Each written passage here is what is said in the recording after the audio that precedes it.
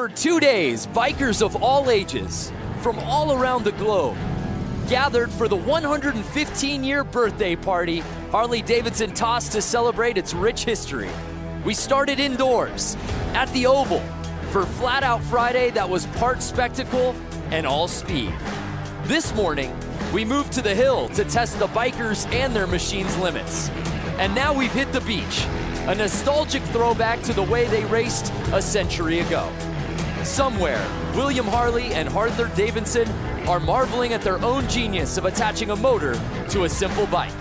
It's time to rev the engines and go wheels up at the Harley-Davidson 115.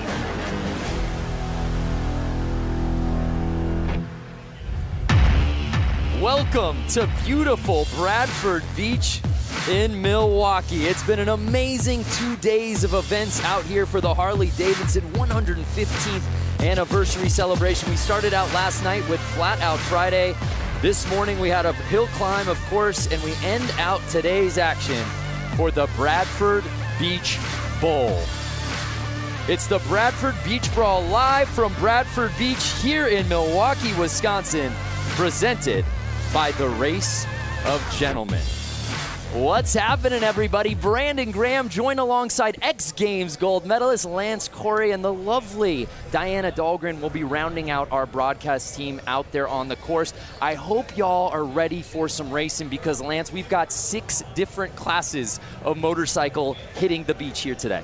It's incredible. I mean, for the fact that this hasn't been here for 110 years and we're recreating history right now, I'm mind blown. Yeah, well said. 1908 was the last time bikes hit the sand, so we are in for a treat here today. And taking a look at our menu of events, heavy, men's hooligan, men's moco, men's vintage sportsters, men's brakeless 45, the mixed TROG 45, and I know your personal favorite, Lance, the mixed Hollywood 80. You have that correct. So we'll be seeing all of those classes hitting the beach here today. Just fantastic conditions. A little earlier today, if you were watching the hill climb, you saw what a muddy mess it was with the rain out there. Not a cloud out here that puts us in danger of any sort of precipitation. I think it's going to be ideal conditions. So before we get to the racing, as you see that beautiful commemorative flyover, we of course want to honor our country, and that's why before we kick things off, we started off with our national anthem, sung by Amy Eisenhut.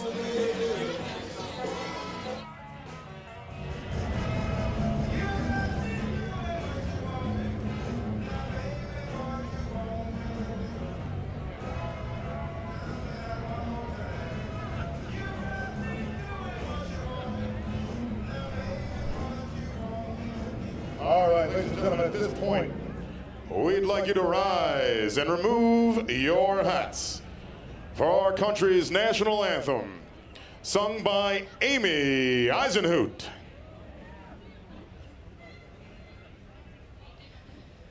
Oh, say, can you see by the dawn's early light what so proudly we hailed at the twilight's last gleaming, whose broad stripes and bright stars through the perilous fight o'er the ramparts we watched were so gallantly streaming.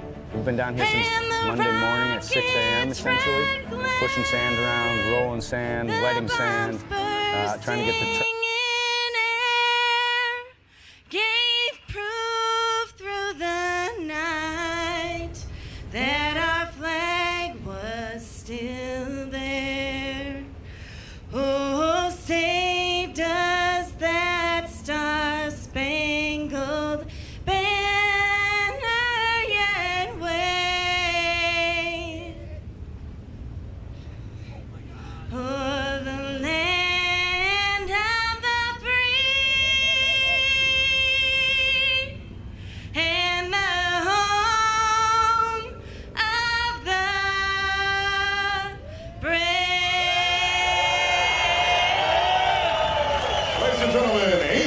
Eisenhoot.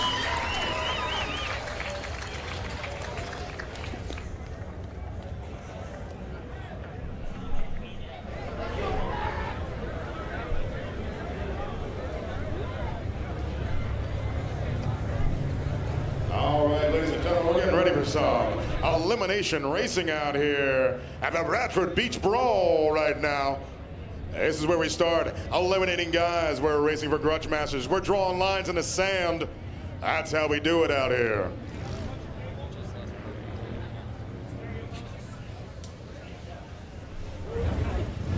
All right, we're running a bunch of classes out here. We've got the TROG 45 class. We've got the Moco class. We've got the Brakeless 45 class, the Hooligan class, Vintage Sportster class, and the Hollywood 80 class. That TROG 45 class, 45 cubic inch flatheads. All right, well, we're excited to kick things off, but before we do that, let's check out a preview on the bikes we'll be seeing out here today. Let's send it down to Diana. Same as the TROG 45. Lance, Brandon, thank you guys so much. We are down on the sand. We are going to run through the 6 classes for tonight's events. First, bike here on my left-hand side. Yeah, we got Matt Harris here on a vintage Sportster. He's going to show these modern Sportsters how you push an old vintage Sportster around the track. Awesome. And then we have this lovely lady here on my right. One of HD's own, Leah Orloff, in the Moco class, showing everyone how an employee puts on a good race. That's right. That's what I love about Harley-Davidson, employees-only class. Then we were moving into more the vintage realm. Yeah, you got 2 great vintage bikes here. We got the Hollywood 80-inch class with the knuckle on my left and the TROG 45 class here on my right. Again, these guys are going to show you how fast these vintage bikes are, and being as old as they are, they still put out a ton of horsepower and push around the track. Not only that, he's wearing the Harley-Davidson vintage collection sweater that I have, and I love it. And then we have the more modern bikes. Walk us through these 2. Yeah, so we got the TROG 45 class, brakeless, and we got the Sportster Hooligan class over here on my right. That's right. We got the Hooligans. Well, this is such an amazing event, so important in so many ways. Tell us a few difference between the modern and the vintage. Yeah, the thing I love about this event the most is that we're bringing together modern and vintage. It's not very often you see that happening, and it's really the vintage harkening back to our history and celebrating that. But now we have modern motorcycles, so we're going to see what those things can do out here on the track as well. This race hasn't happened for a long time, in over a century. Guys, let's go racing. Yeah, we can't wait. Enough talking about it. Let's be about it, Lance, as our first class is ready to kick off our action here today. Man, you cannot beat this view that we have here on the beach, on the Bradford Beach. Incredible. So starting things off, we have the men's hooligan class. There you see what it makes a hooligan. And these guys really are the spirit of the whole weekend of the Harley-Davidson 115th anniversary out here, Lance. They really are. I mean, they're riding bikes. I wouldn't say they're 115 years old, but they got to be 80-plus years old. Great to see them still out there running. Yeah, so there is a look at our start list, semi 1 of 2. Ever had anybody get and the fans have absolutely invaded Bradford Beach. This is such an amazing event, completely free, and everybody has come out here, and we've seen it. We saw it at Flat Out Friday last night, and we saw it earlier today out at the Hill Climb and Little Switzerland Ski Resort, and no better way to cap off today's action than out on the beach. That is right, and we are so lucky and so happy to have this beautiful weather for the riders as well as us viewers. Yeah, there you see a great look at the beach, and that's a beautiful shot of the boat. To give you a little sense of perspective, we're actually up in the boat. That is where we're doing this broadcast from. This is about as good as it gets for a broadcast booth. That is correct. In fact, I didn't even realize it was a boat until you just pointed that out. My goodness, where have you been, Lance? I've just been enjoying the day. You really have. We're having such a good time. It was a great day. We were at the Hill Climb earlier today. Actually got in a helicopter to get over here, once in a lifetime experience. And again, we can't thank you fans enough for watching online. This show is as much yours as it is ours. Tell us what you want to see, who you want us to talk to, what you want us to highlight, and where you're watching from, and we'll give you call-outs all broadcast long. This is for you. Lance is opening up Facebook right now. We're ready to rock. I'm loving how all these guys are just in vintage gear, vintage helmets, vintage sweaters, like Diana had said. It's an homage to yesteryear. And you see the flag girl getting ready. Semi 1 of 2 here in the hooligan class. Number 39 by Kevin Bass out of Prior Lake, Minnesota. 33 bike, that's Hollywood out of New Jersey. Look at him trying to start his bike back there. These old bikes, they don't have electric starts like the new ones. We'll see the hooligans out there, they'll have electric starts. These guys are kicking and kicking. They're getting tired before the race even starts. Out the 151 bike, at the line, the 51 bike, 996 bike. He's having to time the engine, advance, retard, throttle. There's two different throttles on the bike. One on the left is advancing the bike. One on the right is getting the throttle going.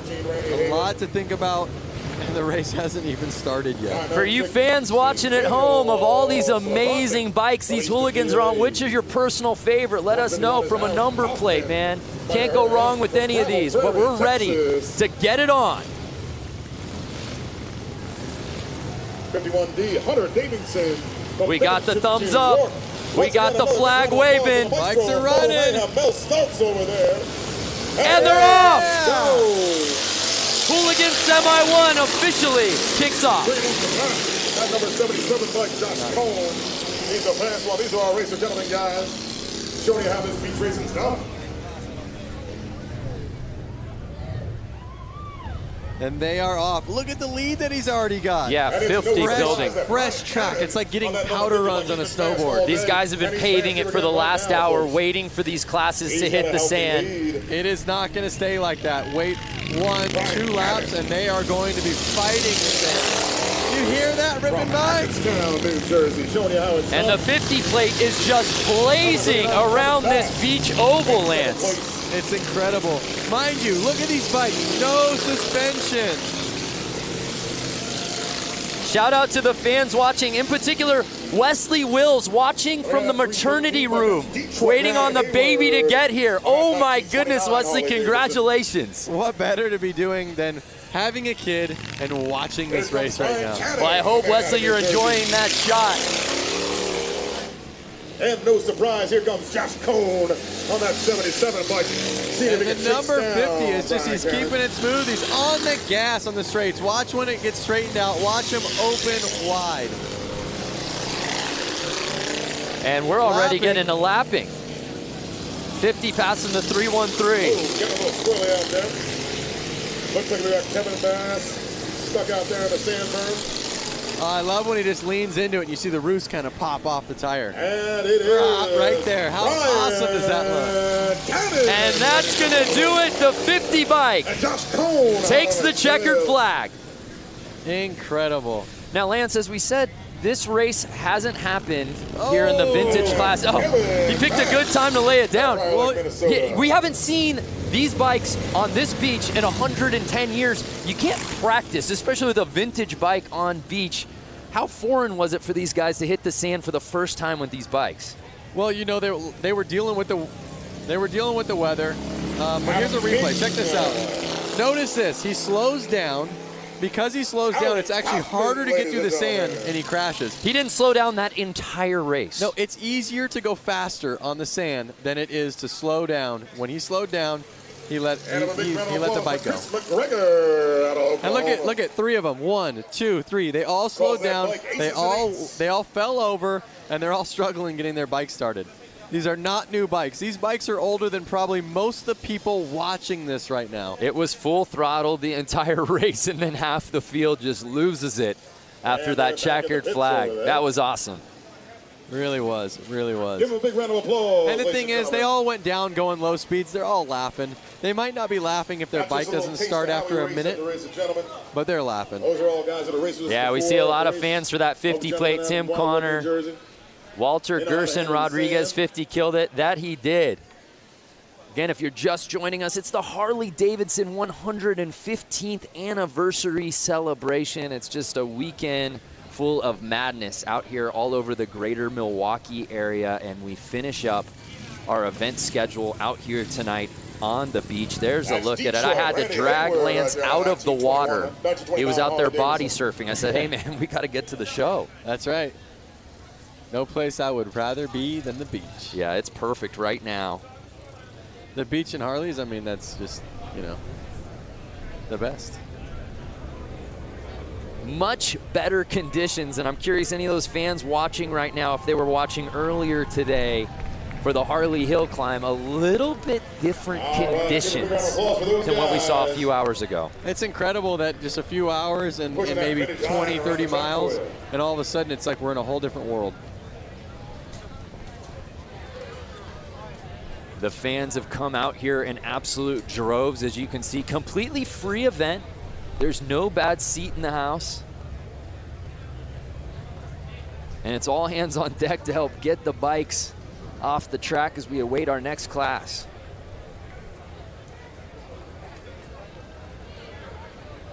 Jason Pasley, hi from Georgia. What's up, Jason? Ken Mendez was watching the hill climb. Love it. Glad you came back around. So Dan's saying he's from the west coast of Michigan. Would that be connected to this? I was told there would be no geography. So we move on here at the Bradford Beach Brawl. Again, the last time bikes hit the beach, 1908. Where were you 110 years ago? I wasn't even a thought. My grandparents weren't even alive.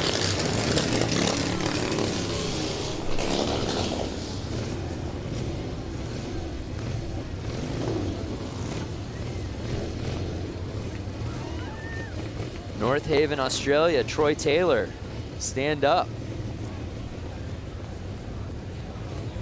It's so awesome to see all the fans out here, and then these old Harley-Davidson vehicles, I want to say. I see kind of like a milk truck. I see a old bakery truck. You know, I know we probably can't do it, or maybe it's frowned upon, but in addition to all of these incredible new bikes, like the 2019 stuff that Harley has on display, and of course the vintage bikes we're seeing out here today, as you said, the old vehicles and the old banners. I'm talking like the old Harley-Davidson race banners. That's like the ultimate memorabilia. I would love to just grab one after the broadcast when no one is looking. I'm definitely going to have to ask the right people if I could grab one of those for the shop. Great time from New York, Quebec, Canada, Bastien Briard. So I want to know all these people on Facebook Live right now. Yeah. Are they rooting for a hooligan? Ooh. What hooligan do they want to see out here? Yeah. You know, take the win. Yeah.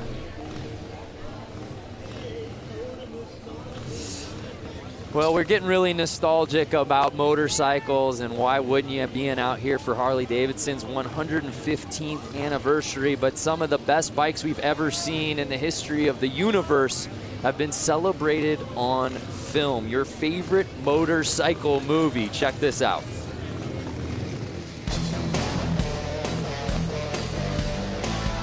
My favorite motorcycle movie is, I don't have one. I love them all. I guess I would have to say The Wild One with Marlon Brando. Terminator, because I had a fat boy. I like Wild Hogs. It's a lot of fun, and it kind of shows people it's the simple stuff in life. My favorite motorcycle movie is Wild Hogs. My wife and I watch that at least 3 times a year.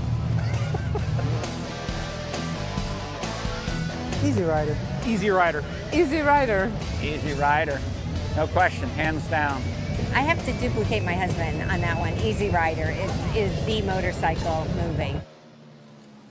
Wow, I am so glad that Easy Rider edged out Wild Hogs. What is Lance Corey's favorite motorcycle film? That's tough, man. I mean, I was born 1990, and I've watched Easy Rider. I do dig that movie.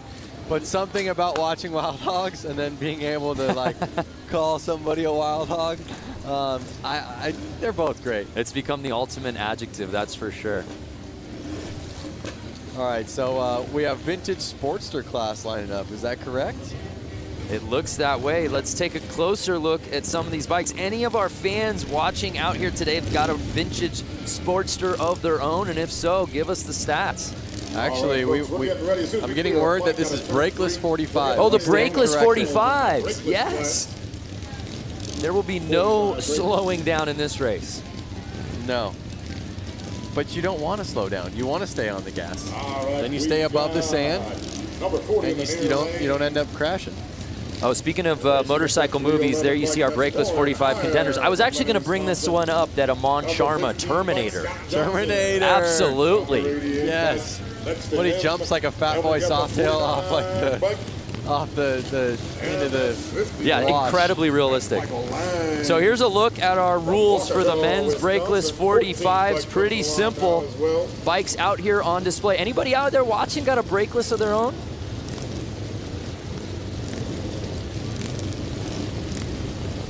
Number 311 once again is Warren Hire. Number 49, Kendall. So we've just got word that the Brakeless 45 and the Sportsters are out there right now. We'll have to keep an eye on that. I love the camaraderie of class. So let's see who this track favors out here today. And it's 311 with the early lead on the outside. But he's leaving the inside track wide open for 15 to make the pass. Scott Johnson, number 15, pushing him wide and staying on the gas. Oh, I love it. That's one of the tactics of racing motorcycles is you can push people wide, and if you're a little bit above them or a little bit stronger, you can kind of run them where you want them to go. Right, well 311 got that whole shot early, but he left the door open. Yep. And it's Scott Johnson in the 15th place, leading the way. I mean, you can just hear how loud it is here. The bikes are ripping by. Uh-oh, someone's he's getting Scott squirrely. Johnson. It's Warren here. Can he catch him? Taking that berm high in that now, Scott turn. Johnson and Warren are good buddies, so we'll see if they play nice with each other. Oh, we've got a bike down. We'll see what number that was. Look at this shot. Are you kidding me? Can Warren cut to the inside? Through the water, inside line. The people at the fence there. We got bystanders diving into haystacks. Oh, he got. And it's 311 who got the lead.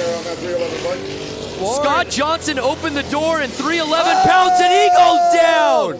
Warren's down. Too much. Too much. What a race. That was so heavy. Scott Johnson held on. It's going to be his to win. Can he keep it? The back and forth between Scott and Warren was so good in this race. And then Warren puts the bike down. Oh, and it's one of those things, they're so hard to start. You can't just hop right back up and try to get back to where you were. Nice job, Scott. Wow. That race had a little bit of everything. Lead changes, fans diving off of the track. Yep. The leader going down. Well, you know, it's one thing, everyone can ride fast, but can you keep the bike on two wheels? If you can't, then riding fast is doing no good. Utter and complete recklessness. Scott Johnson taking the win. Let's take another look at this. So this was amazing. Whoa! Oh! Collision was going on. Yeah, you have to wonder if that got into the vision of the rider as well. And as we take a look, yeah, and this is where Warren just goes uphill, and Scott Johnson says, sweep. Just like I said earlier on in the race, as soon as it gets rutted up, it's going to be a lot harder for these guys to handle the bike. Lap one was like riding a powder run on a snowboard. Oh my gosh, that was crazy. Fans at home, what do you think? Oh, wow. They're actually going to tow this bike off the track, I think. Yep. Oh, poor Warren. Guys, like I was leading this race. Now I need a quad to get me off the track. It was mine to win. Ruby Bender, fun to watch. You can say that again. Again, if you're just joining us, thank you so much. It's the Harley-Davidson 115th anniversary celebration, the Bradford Beach Brawl. Brandon Graham alongside Lance Corey and, of course, Diana Dahlgren down on the course. Diana's got better access than anybody, that's for sure. That is true. John Meyer, sign me up. All right, folks, then we're gonna keep the excitement Get on going over, right bud. here. As soon as I wouldn't mind being in one of those boats. Yeah, you're kind of a yacht guy. I would definitely be in that yacht. Yeah, yeah. Kind of a prestige worldwide. Wide. So we're getting ready for our next class, and hopefully it lives up to the hype. What we've seen so far has been some great racing. Josh Jones. I think this should be every weekend event all across America. Josh, we're there too. Hey, for more on the course, let's head down to Diana. What's going on, Di? Hey guys, you know what? I'm just on this massive water truck. We're gonna go do a little maintenance right now, and we're also gonna steamroll behind the water truck. We're gonna get this course nice and flat for the next set of races. Guys, it's gonna be good. Wow, so we're gonna have another race where a guy out front gets the perfect track. And there you see her pageant wave. Like she's marshaling the parade.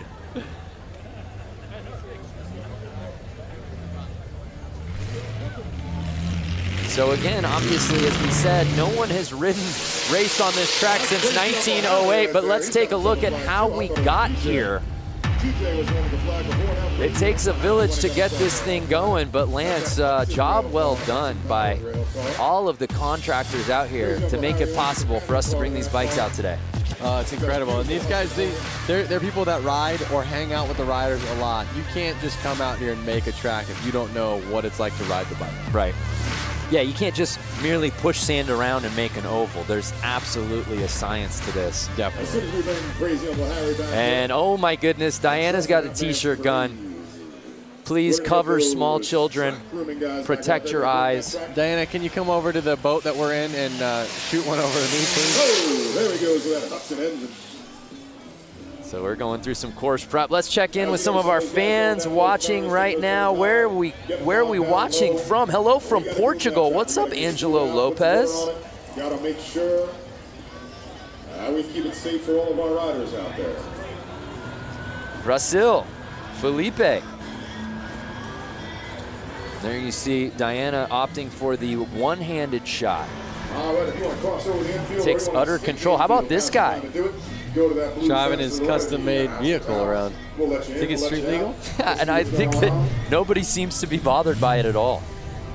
There's a lot of wacky stuff going on for the 115th anniversary. Good times. Brian Mose from New Zealand, Kevin Morris from Rhode Island. I want to know who's the furthest from Milwaukee. I mean, Brian Mose. Yeah, I'm not a map guy, but I feel like New Zealand and Australia would be in the lead there. Didn't we talk about not getting into geography? Yeah.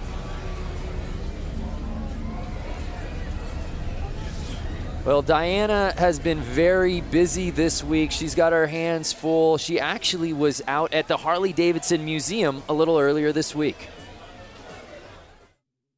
115 years ago, two friends, William and Arthur, came together to create Harley-Davidson. We are going to show you a little bit of the history, culture, and most importantly, the bikes here at the Harley-Davidson Museum.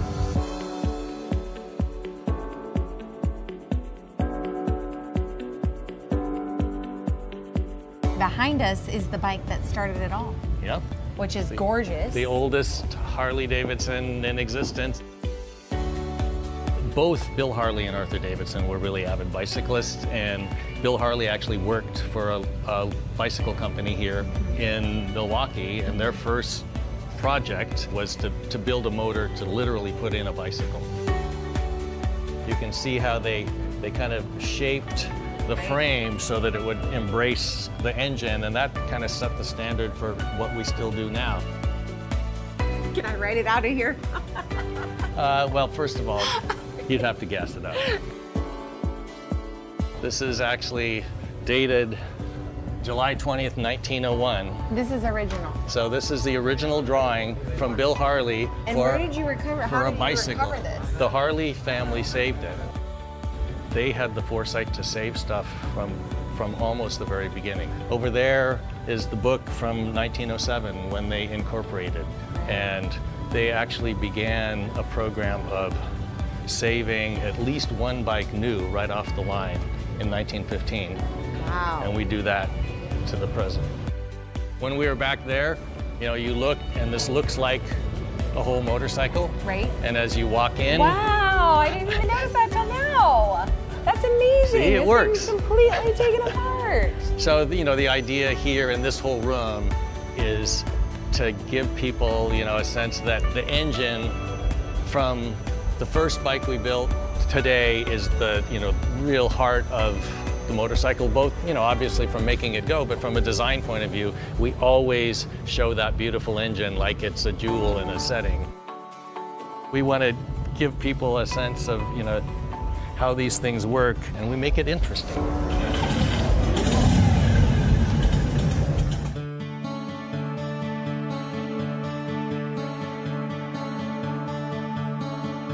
By 1920, we were the largest motorcycle company in the world and sold over 28,000. In those early decades, there were dozens, we think as many as 60 different American motorcycle companies. By the time we came out of the Depression, there were only 2 companies left.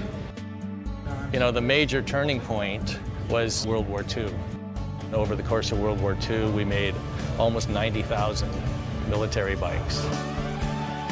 What kind of jobs in the military were Harleys actually assigned to? They were mostly, they called them dispatch riders. Okay. So they were taking messages from one place to another. Our story weaves in and out of the story of American history. This is the bike that this badass cyborg Arnold has to ride. Schwarzenegger. The real Captain America in the comic book, he rides a WLA. Right. The original didn't come with flamethrowers and stuff like rocket launchers. Like the Terminator, one thing that's great is it's kind of, you know, it's not just like a car, it's a character. So Jim, we've walked around, there's a lot of stuff in this museum. Yeah. When you think about motorcycling, it's not just the bike, it's the black leather jacket, all the uniforms, and then all the things that people do to add to their bikes. So we've got, you know, just an incredible array of things to help tell the story. What do you hope each person that sets foot through this door gets? If you come into this place and you're a Harley-Davidson enthusiast, we're gonna stoke that passion further. If you got dragged along by somebody and you don't think you're gonna like it, you're gonna leave thinking, you know, that was actually interesting and I've never really thought much about motorcycling, but that's an interesting subject. There's something for everyone here at the Harley-Davidson Museum, that's for sure. That's the goal. Wow, just a tremendous story. And it's worth the price of the trip to come to Milwaukee. If you have no other plans, go to the Harley-Davidson Museum in downtown Milwaukee. You will not be disappointed. I've been there more than a handful of times, and even watching that video, I get just stoked up. Yeah, you get chills, and Jim's absolutely right. Whether you're a wild hog, just getting onto a motorcycle the first time, not even interested, there's something for everybody there, and you walk away, I think, wanting to get a bike, that's for sure. You don't even need to be a motorcycle rider, like you were saying.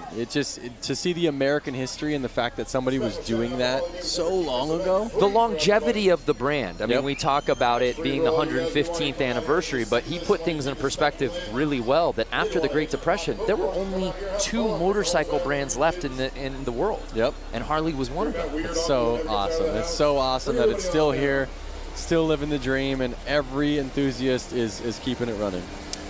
Well, we thank you for joining us here for the Harley-Davidson 115th anniversary celebration. It's the Bradford Beach Brawl, and we've just got some course prep going on out here at the beach on Lake Michigan. And it's been a gorgeous day thus far. We're a few races in. It's been a lot of fun. They started setting this thing in order earlier in the week, Monday, I believe, and the digging began on Tuesday, and here we are Saturday, and this ends our amazing event schedule. All hands on deck, as we said, everyone playing a role out here. And at its core, it's really for the fans, and everybody gets to come out here, a completely free event. And there have been people who have been here all day long, mind you. There's been other contests going on. We were calling the events over at the Harley Hill Climb in Little Switzerland Ski Resort, which is about 30 minutes away. And there were people here long before the bikes got here on the beach today. That's very true. And they have the museum party going off. That's right. There's bands over there, live music, you know, new Harley-Davidson Ford trucks. There's so much to see, all the new bikes. There's a look at what our last couple of days has looked like. Of course, we had the Flat Out Friday last night, which is always super fun. That was in downtown Milwaukee proper. And then we went down up north, I should say, to the hill climb earlier this morning. And we had to get from that hill climb dot out here to the beach. And our bosses were afraid that just grabbing an Uber wouldn't get us here in time. So we got to the chopper. Yep. We got a helicopter ride, Lance, Diana, and I, and some of our production staff to get over here. So that was amazing, and we're having a great time. And we hope you fans watching at home are staying with us. We still got plenty of racing to go. Hey, before we cut to that feature at the museum, I asked who was watching from furthest away, and I want to pay that off. Martin McKinney said that he was watching from the southern point of Victoria, Australia. So if you know anything about Down Under, that may be the furthest point from Milwaukee, Wisconsin. That's a good chance. Mary Thompson, you're watching from Minnesota. That is not the furthest point from Wisconsin. But we love that you're watching. Yep. El Paso, Texas, Terry Reed. So let us know who you want to see, what classes you're most looking forward to. If you've owned one of these bikes or any of these types of bikes, would you bring it out to the sand? Because I think a lot of these guys say, oh yeah, I'd ride the hill climb, or heck yeah, I'd go into the arena and do the oval on the concrete. How many of you guys and gals with bikes would take it out here to the beach?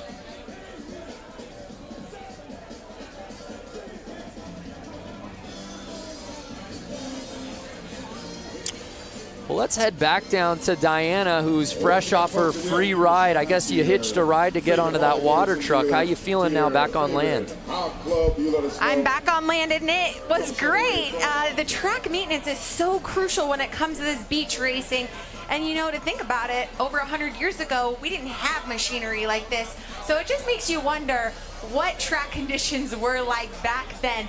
But for now, the course is smooth, it's going great. And I will tell you, these are the greatest fans in America right now, near and far in Milwaukee for the 115th anniversary Bradford Beach. This is the spot to be, guys. Yeah, there's no doubt. She's got the best seat in the house, and we're getting ready for our next class that will be hitting the beach, the Hollywood 80, Lance. All right, folks, listen, it takes a village to look around, look at your feet, see if you find a wallet. We got a young lady missing a wallet. So there you see fans in attendance. We've got fans in the infield. We've got fans out here. There's some stadium seating just east of the sand. And lines of traffic. I feel like cars are even stopping near the beach just to roll down the window to get a view of this thing.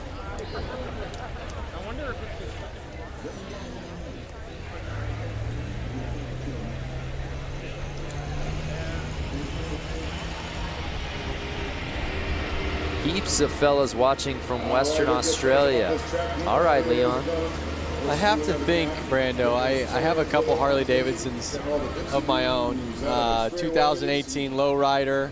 Okay. I have a 2013 Street Bob. Okay. 1992 FXR. Okay. And a 1957 Panhead. That's more than a couple. And a couple more little ones. I got a little Harley Shortster. But I was just talking about the big bikes. I have to say that if I were to go out there... Which of the stable would you bring out here to the sand? I would bring the 2018 Lowrider. Okay. FXR, well, first of all, let's start with the oldest. Panhead is amazing. Hardest one to ride. It's got suicide shift, rigid frame. It would be a little tough. It's a little raked out, not the right bike to be riding in the sand. Then my FXR, I would probably kind of choose that one, but if I crashed it, they don't make any of those parts really anymore. So I kind of want to keep that one nice. Right. Then I have my Street Bob, great bike, love it. But it's kind of lifted, it's set up a little bit more aggressive. My 2018 still has the stock suspension on it because it's great. It's the lightest of those bikes. It's going to handle the best. So I would put my money on bringing my 2018 Lowrider out here. Yep. Well, maybe for the HD 120th anniversary celebration. We can get Lance Corey not only in the booth, but out on the sand. Yep. And by the time that rolls around, that 2018, that'll be a forgotten memory, that bike for you. Yep. I'm curious, anyone watching this, any of you guys have one of those bikes that I mentioned? Do you have a 2013 Street Bob? Do you have a 2018 Lowrider or an FXR or a Panhead? Just want to know, what you guys are riding. Yeah, what do you got? Not only what do you got, what do you have in the stable, but are you willing to bring it out here to the beach? That's a commitment. Kevin L. Morris says he's got the new Softail Lowrider, so would you bring it out, Kevin? That's the question. Would you bring it? How's it set up? Could it handle the sand? But this is the thing. You don't know until you get out here. You don't. It's too conceptual, I think, for a lot of these classes when, hey, Harley-Davidson says, hey, we're hitting the beach for this race. Oh, amazing. Which bike am I going to use? Is my bike even going to hold up? Yep. Jeremy Pike has a 2001 Dyna T-Sport. They don't make those anymore. Yeah, see, now that's what you gotta, that's the risk involved. There's probably a lot of nice parts on that. It would be a rad bike to ride to Milwaukee on, and I don't know where you're from, Jeremy, but would you ride here and then take off your bags and get on the track and rip a couple laps with Rusty Butcher? If you're the proud owner of the Channel 12 news van, my guess is going to be you probably work for Channel 12. You got to move that van. It's in the way of our water. Stefan says, I got a 2013 Street Bob. I don't think I'd take it in the sand. There it is. All right, well, while we wait for this next class to hit the sand, let's head back down to the beach with Diana. This is a rider that you've seen in many classes here this weekend, JJ Flaherty. So many titles under your belt. You're such a great sport and ambassador for the sport of Harley-Davidson and everything that it involves. Talk about the 115th anniversary. Oh man, this is huge, and I love that they brought the racing stuff back here to Milwaukee because it's everything. I think racing should be top priority. In my opinion of things. But yeah, growing up, being just, local to Milwaukee and like going to the 90th, like I think the first one I remember is the 90th, 95th, the 100th, and I started doing BMX shows at the 110th, and now I'm here racing at the 115th, so. Let's talk about that. You were at the hill this morning. Oh my goodness, the conditions there were treacherous. Now you're on this nicely manicured sand track. Luckily I got a little bit of a motocross background too, so I think that's helped me in these turns, especially 1 and 2. It's pretty greasy, it gets rutted up. Now we have tons of thousands of people watching live right now, and you're sitting here about to go on this course and race. Explain the feeling that you have right now about to go onto this course and lay down some sand. I was going to say lay down some tar, but that doesn't apply here. Well, I hope I'm not laying in the sand in front of all those people. I already did that once today. But it's a pretty awesome feeling for sure. Any adrenaline? Oh yeah, for sure. Tons of adrenaline. Well, we've heard it from JJ Flaherty. Big round of applause for this guy. Such a great sport. And let's see if we can take first here in tonight's hooligan class. See you, JJ. Thanks. Guys, back to you.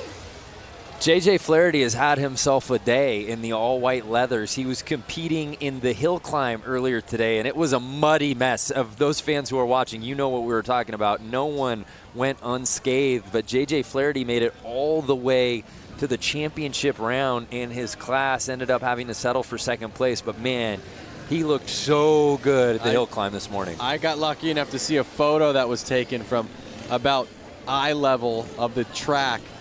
He legit looks like Evel Knievel flying. Launching. Yeah. He had to have been 10 feet off the ground. Yeah, and what's crazy is while we were doing the broadcast live, we knew he got some air, and I think we both went, whoa, and then we saw that photo in perspective, and that is so cool. I hope that JJ is able to get his hands on that because that's frame-worthy. Definitely. It's definitely Instagram-worthy. Yep. So I think we got the Hollywood 80 class coming out right now. If I remember correctly, they said it was like knuckleheads. All right, we got the final I'm a knucklehead. Hollywood class coming out to the line right now. Hollywood class. And you know what I love about all of these classes, whether it's vintage or Hollywood 80, is not only obviously the bikes, but even the plates paying homage to another era. Yeah. Twins out there. Notice these bikes have little tank shifters on them. like I said, you got that double throttle going. That's Frank Rick. These bikes are a lot harder to handle. As the times changed, they made the bikes easier to ride. You know, they put a front brake on them. They put a clutch on them at the hand. They let you shift with your foot. Some of those things made the newer bikes easier to ride than these older bikes that have, like I said, the advance and retard and the left throttle, the actual throttle on the right, and then the clutch as your foot and the hand shifter. So you have to take your hand off the bar every time you want to shift, as well as you have to take your foot off the ground. So if you're at a stoplight, you only get one foot on the ground. There was way more to think about. You have to think way far in advance while doing it. That's wild. And yeah, for you fans watching at home going, was this just a man head-to-head race? No, no, no. Bike's slowly coming back out here. We'll have a full field. So again, I think I see a buddy of mine, Scott Jones, number 50 out there. It looks like him, but maybe it's not. No, the 50 plate, that's B. Cannon. Oh boy, well Scott, you look like Cannon. You're putting your friend on blast right now. I bet you it's him on somebody else's bike. No, he's actually got hand tattoos, I think. I'm totally wrong.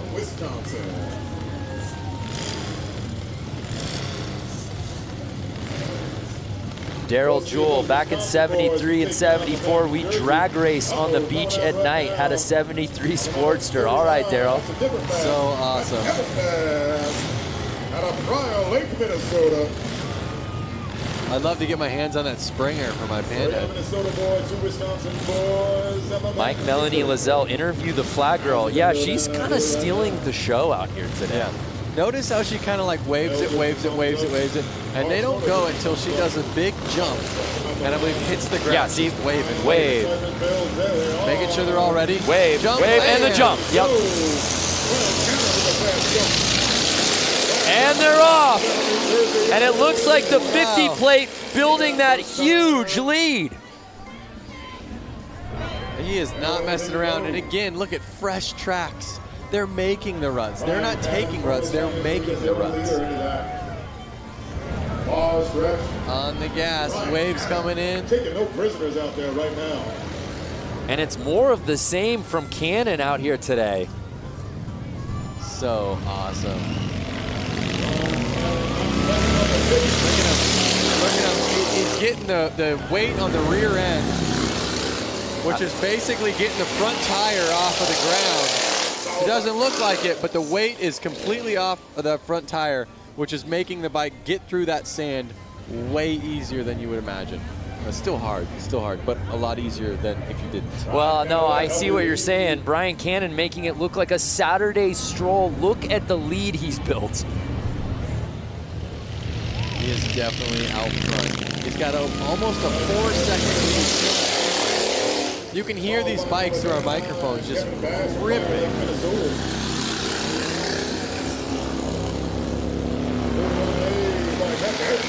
So this is the Hollywood 80 main, and it's Cannon's race to lose. He can ride as far outside as he wants at this point. Look at him looking back like, can I chill out right now? One lap to go.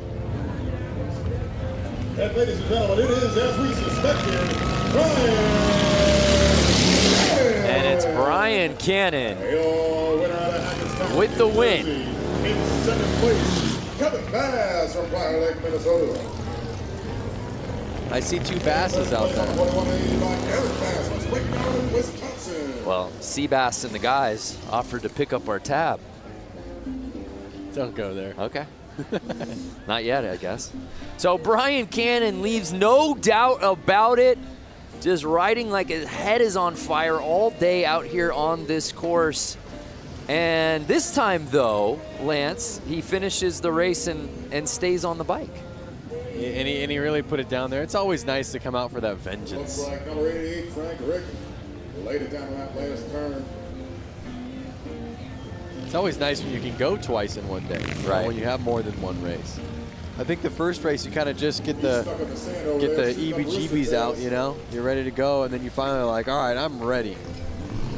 And if you're just joining us, this is a weekend full of races. A lot of these guys that we're seeing out here tonight at the beach, we saw earlier today at the hill climb, and a lot of those same guys we saw last night at Flat Out Friday. Yep. A lot of motorcycle racing for a lot of these guys. It also involves some bike switching. Now we gotta help you, huh, buddy? Look at all the smiles coming off the track, all their friends, mechanics, maybe bike owners that are letting their friends ride their bikes. Well, JJ Flaherty, who Diana Dahlgren was interviewing earlier, actually lost to a rider whose bike malfunctioned right before the start of the race and had to borrow a friend's bike literally 30 seconds before the start. Maybe that was his trick tactic.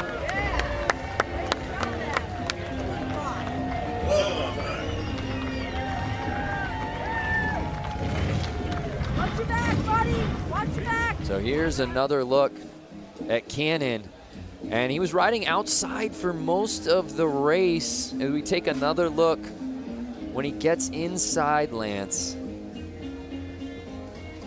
Oh. Well, you notice that once the race gets going and there start to form ruts, he's kind of dodging them. And you saw him kind of fall into a rut in the first corner, and then he kind of came out. Then as he's going into the next corner, he's trying to take a line that nobody's taking yet. So it's a lot of thinking ahead, patience, while staying on the gas, you know? So now it's time for Heat 2, I believe. Heat 2 of the Hollywood 80 main. To me, this is looking like the Hooligans. Oh, this is Hooligans. There, yeah, we've already switched. I apologize. My scoring monitor is not keeping up with the torrid pace of the racing out here today. And there we take a look at our start list. Semi 1 of 2 for the Hooligans. Lance, you know a lot of these guys pretty well. I do know a lot of the guys. A lot of these names right now that I'm seeing aren't as much California kids, so I'm not sure if I know this class that well. I myself from LA know a lot of the guys from the Hooligan series that are from Southern California. Do you say you're an LA guy, or do you say you're a Valley guy? I would say LA. When I'm out of LA, I say LA. And they're off! So it looks like 34 has the lead, but he's keeping the inside open. Can 33 make the pass, Bear? And he does. Look at these bikes. You can see they're newer, faster. I mean, these guys are throwing roost. But also note how much they're kind of squiggling through the lines right now. There are that many more ruts. They are having to dodge the ruts or drop into them.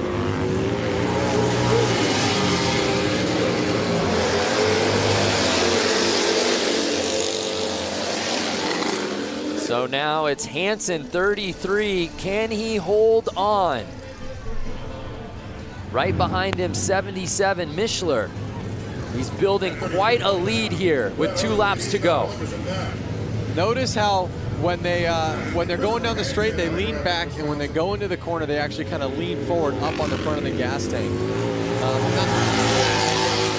It's kind of because they need the front end a little bit to steer. That's the stance. See how he's on the front? He's not on the back of his seat. It's final lap. Can Hansen hold on? Now he's on the back of his seat. Ah, yeah. You see that transition? He's pulling tear-offs out there, which means he's getting roosted. Or throwing dirt up off his front tire. He probably doesn't have a front fender. And here comes the checkered. It's Hansen taking this semi.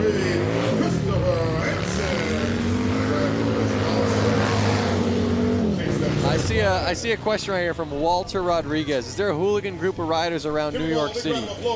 There's a group of guys that have ridden the hooligan class. They're called the East Coastin' Crew. They're out of Connecticut, New Haven, Connecticut. I want to say that's what, maybe 45 minutes from New York City.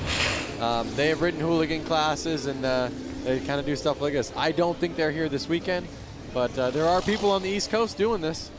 See Mike Melanie Lazelle, 33 must-ride dirt bikes. So let's take another look here down the stretch before that first turn. And early on, it was the 34 bike, but he went outside And 33 was able to pounce, and there was no looking back after that first lap. Like I said before, those ruts are kind of messing with these guys now. They're having to hold on to a wild animal almost. A little bit different than riding your Sportster on the paved ground. I will say, so we've still got another semifinal in this hooligan class. I think I see a couple of the crowd favorites heading out to the track right now. So who will join Hansen and the boys who qualified out of that first semi? Number 35, Dave Kilkenny from Waukesha, Wisconsin, comes to the line. It's great too, Lance, because there is such a huge contingency of Midwest riders, particularly Wisconsin riders. We've seen it across all platforms out here the last 2 days. Yeah. And there's our guy, JJ Flaherty.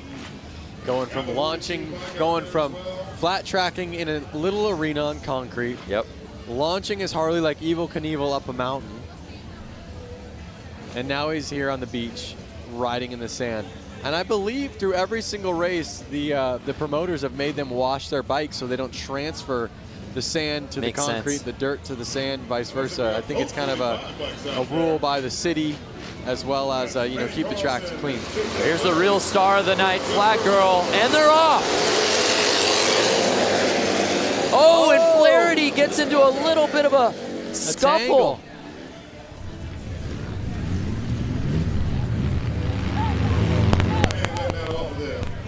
Oh, we've got ourselves a battle, Lance, right at the top. Oh, yeah.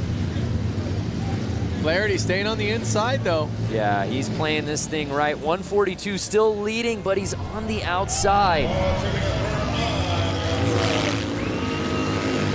And now it looks like he's finding his groove, Lance. Diana, what are you seeing down there on the course in this race? You know, I've talked to a lot of riders, and some of them were talking about taking that outside line, relying on that outer bank, but JJ Flaherty early on in this race was taking that inside line, saved him some time. Might be an all-out battle. A lot of these guys, are they used to the weight? Lance, you could probably attest to this. What kind of weight are they facing when they go into that turn on the inner line? Well, I mean, they're already riding bikes that are... Oh, no! Oh. Flaherty goes down! Our man we were keeping an eye on is down. His friends are running to him. I'd love to see a replay of that so we could see what happened. Oh, we need to see that one more time. He was behind Holbus less than a second, and he goes down with 1 lap to go. JJ Flaherty and Danny Holbus have ridden together for a long time. They're good friends. Unofficial results right now have Holbus winning that semi, or at least taking the lead. Hopefully it looks like Flaherty's okay, but yeah, we need to see another look at that. That's for sure. And again, this kind of goes on what you asked, Diana. That bike's 500-600 pounds, and he just tangled with it. Let's check this out. Yeah, here we go. Let's see what went wrong for JJ Flaherty. He was trying to pull a tear off. Oh, yeah. The ruts. The ruts. Yeah, Diana, is that what you saw down there with JJ? Saw the tangle up, but also what I saw, guys, was the camaraderie. I don't know if you saw Atkins, better known as the Rusty Butcher, come right up to him, check on him, see how he's doing. There he is again with another hooligan. That's the love and camaraderie we have here in Harley-Davidson and flat track racing. Yeah, well said, Diana, especially in this hooligan class. So many of these guys are friends. What started out as just friends riding together, gaining notoriety, and it's evolved into something so much bigger than that, and they're all out here today. Really what happened out there was, he was trying to grab his tear off because he was coming from the back. He probably had dirt all over his goggles. He was a little too focused on that, and you saw he was kind of in a shady area, which I want to touch in a little bit. He didn't see those ruts that we've been talking about since we started this. He cross-rutted. Front tire was in a different rut than the back rut, and that basically crossed him up, threw him right off the bike. That's a really good point as we take another look. Going at the goggles, not paying attention. Yeah. cross ruts. Just takes one hand off and completely loses control. And that's such a bummer because he was right behind Holbus, and he ends up with a DNF, and then the riders behind him settling for that DNF. And it's Holbus that takes the win there. Notice the fans in the infield, so stoked just to kind of handshake and all smiles on their faces, happy he's up walking around.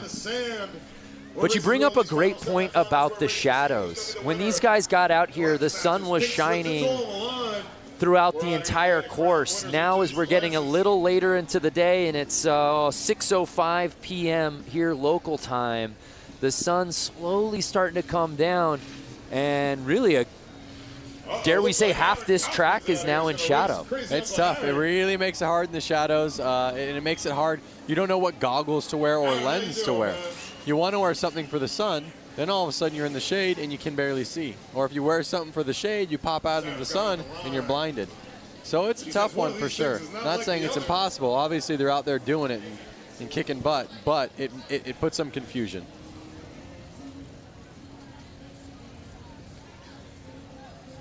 So we're shaking it up a little bit out here for this one, as you can see. One of these things is not like the other. Again, fans watching from home, where are y'all watching?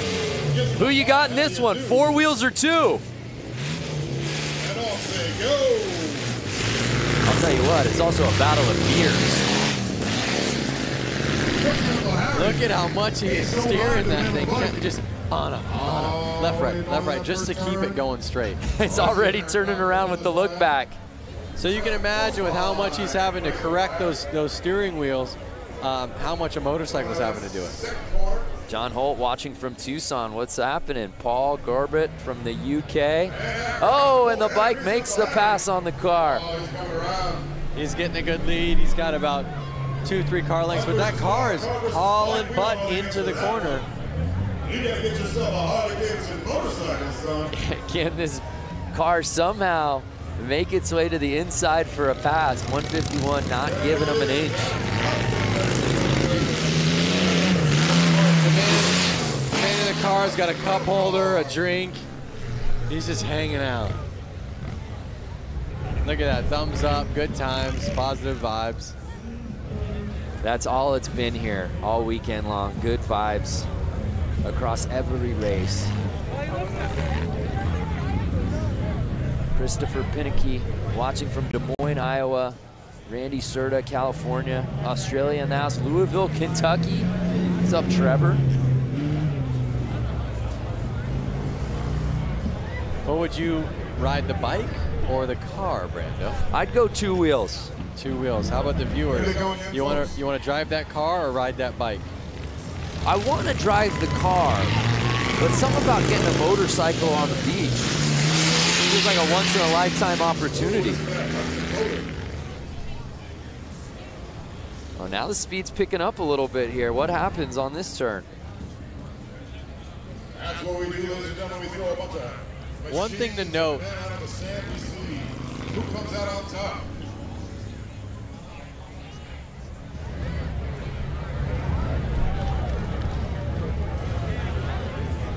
Well, as we continue on with this race, it's Baywatch out here on the beach. Let's go to our own lifeguard, Diana Dahlgren.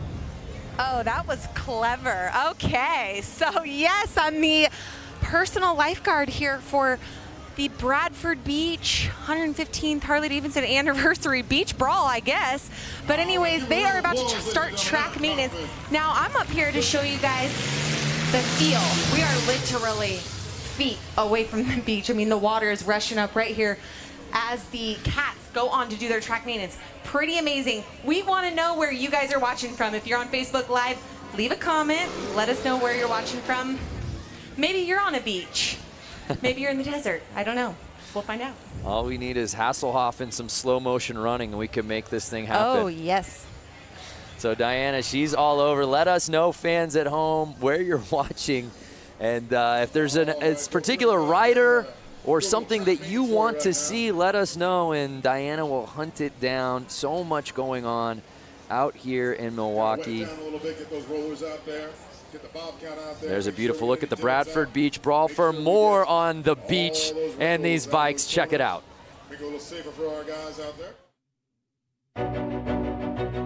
We've been down here since Monday morning at 6 a.m. essentially, pushing sand around, rolling sand, wetting sand, trying to get the track as tightly packed as we can. Sand is unpredictable. If you're used to riding on cement or a packed track, it's get a little loose out there. Generally, beach races are done on tide-packed coastal beaches, and quickly realized it was 5 feet of sugar-based sand, which is anything but ideal. It's got the consistency of flour, so if you ever thought about trying to run through a big deal of flour, how hard that would be, well, that's about what it is to control a bike through that. It changes constantly. The spot you were just in last lap, you go around, it's going to be completely different the next lap.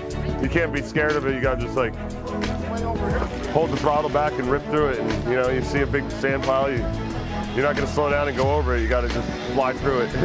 It wears you out really quick, and I've never rode on anything like it in my life. Very cool. It's going to be guys that stall out, and there's going to be guys that fall over. It's a lot of fun. It's, you know, a lot of oohs and ahs. Hopefully only thrills and no spills.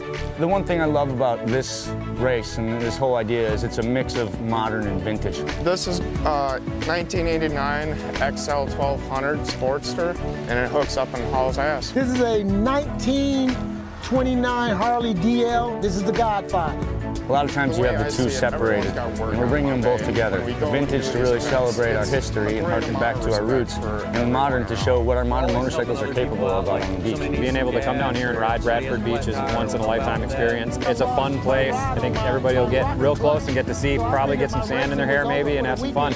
We're here in Milwaukee celebrating Harley-Davidson's 115th anniversary and our history. These guys have an opportunity to create history.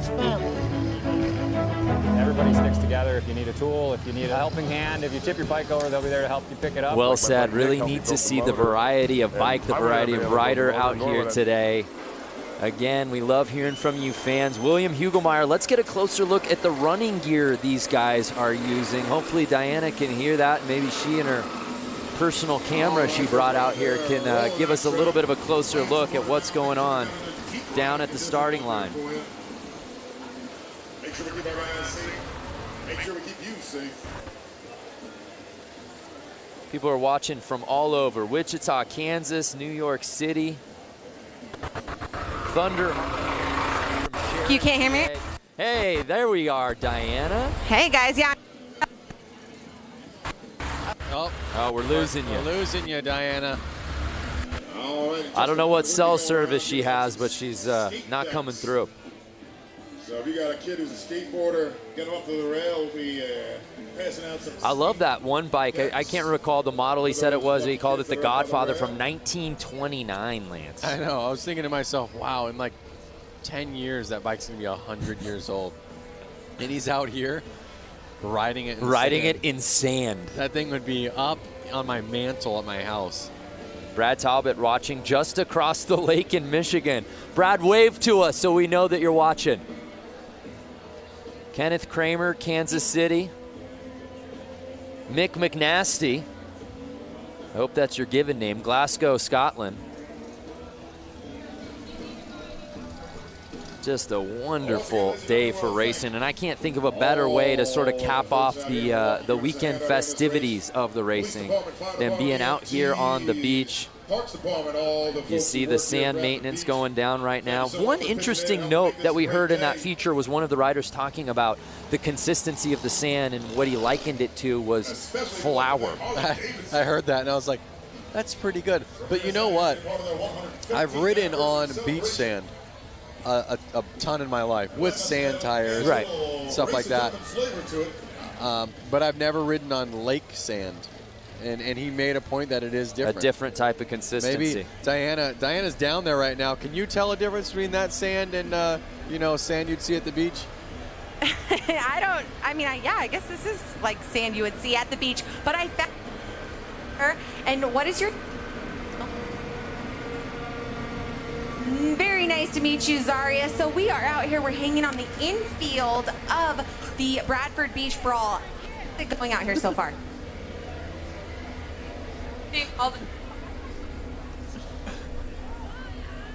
Well, that's amazing. Well, guys, we are going to be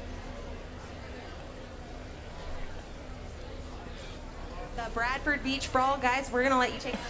Oh, Diana, I'm so sorry that interview, we were having sound issues, but honestly, the real MVP was the guy eating a hot dog right behind you in shot.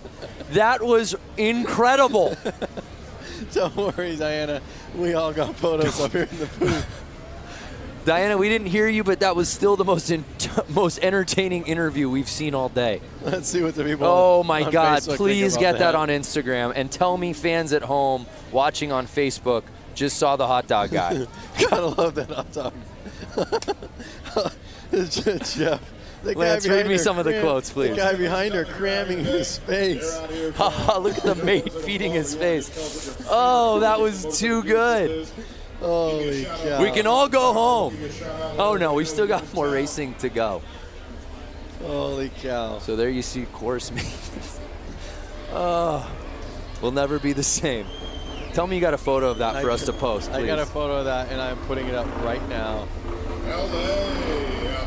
Again, if you are in the greater Milwaukee area, if you are in Wisconsin, if you are Lake Michigan adjacent and you're not here, you're blowing it. Figure out how to get out here. We've still got more races to go. There's music going on. Oh, so we boy. talk a lot about all of these riders being stoked on one another and the friendship, but let's just take a closer look at the camaraderie amongst these group of riders. The way I see it, everyone's got work on Monday. When we go and do these events, it's a great amount of respect for everyone around. We're always helping other people out, like if somebody needs some gas or if somebody has a flat tire, we'll help out with that. I lost my rod on my rocker clutch, so I figured my racing was over for the weekend. A guy had one in his car, we cut it, we tapped it, I'm ready to run. This is family. Everybody sticks together. If you need a tool, if you need a helping hand, if you tip your bike over, they'll be there to help you pick it up. Like my buddy Nick helped me build the motor, and I wouldn't have been able to build the motor, nor would I have been able to afford a real bike builder to build the motor. So to have friends that like figure it out, and we all figure it out together and help each other out to do it, it's great. It's tough enough to get through this world, and everybody needs a helping hand. We've all kind of been down on our luck sometimes and needed somebody there to lift us up. Lost the phone, and the family got together, the TROG family, and then we found the phone. Found the phone in the track. Absolutely. If a guy could help you win and he's racing against you, he'll do that. I mean, I'd help any of my competitors beat me.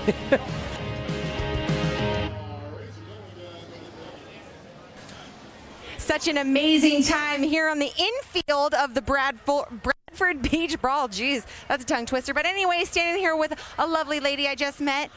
Let us know what your name is. I'm Barbara Rayborn. Barbara, where did you ride in from? We came in from Springfield, Louisiana. And how long was that ride? Well, considering the fact that we went from Springfield to North Carolina, Tennessee, and then here, it was a few days. Wow, who else here came all the way up to Milwaukee for the 115th anniversary? Who else rode here a couple days? Can we hear you scream? I hear some screamer. There we go. I hear some people screaming. There we go. Okay, so it was a safe journey. Thank goodness. What'd you guys ride in on? Well, we actually own a Harley Ultra Classic. Her name is Sister Jade. She's green, 2016. Whoop, whoop. And then our other friend has a Harley Chopper, and it's a classic from early in the 2000s. So wonderful. What has been your favorite part about this weekend's celebration? Oh, wow, that's so difficult to say because the hill climb this morning was amazing. I used to ride dirt bikes in my younger years, but we really enjoyed the hill climb this morning. I tell you what, Suburban Harley and our Harley, the Iron Harley, look, those places had some amazing parties yesterday. We really had a ball. Wonderful. Well, everyone out here is having a great time. We're in the infield. If you guys haven't experienced infield yet, come on in here. Loads of activities happening. Thank you so much for talking. Very nice to meet you. Guys, back up to you. Yeah, I love it. This whole weekend, I don't care where you are. If you're outside the hotel, you're walking to a restaurant, last night at Flat Out Friday out here at the beach, or hill climb earlier today. So many people like that lovely lady that Diana was speaking with, just people who rode in here. You and I were commenting and marveling at all the different license plates we were seeing on the Harleys. We saw bikes from Mexico yesterday. I want to kind of go back to Facebook Live right now. We're getting comment after comment. Like Lucas said, the weekend will not be complete if the hot dog guy doesn't get an interview. Where is the Harley-Davidson hot dog man? He's now an HD ambassador. This is incredible. Hot dog, Harley-Davidson, it just makes too much sense. So, Diana, if you're listening go right find now. the hot dog guy. We sent you photos. We texted them to you. You didn't even realize he was behind you. Go find this man, Diana. Or someone from Harley watching this right now, please get in contact with him. Bring him to the booth. So as we continue the maintenance of the beach, we want to just learn a little bit more about our riders today. So we, of course, asked them the $1 million question. And, of course, the fans who made it out. When did you first start riding?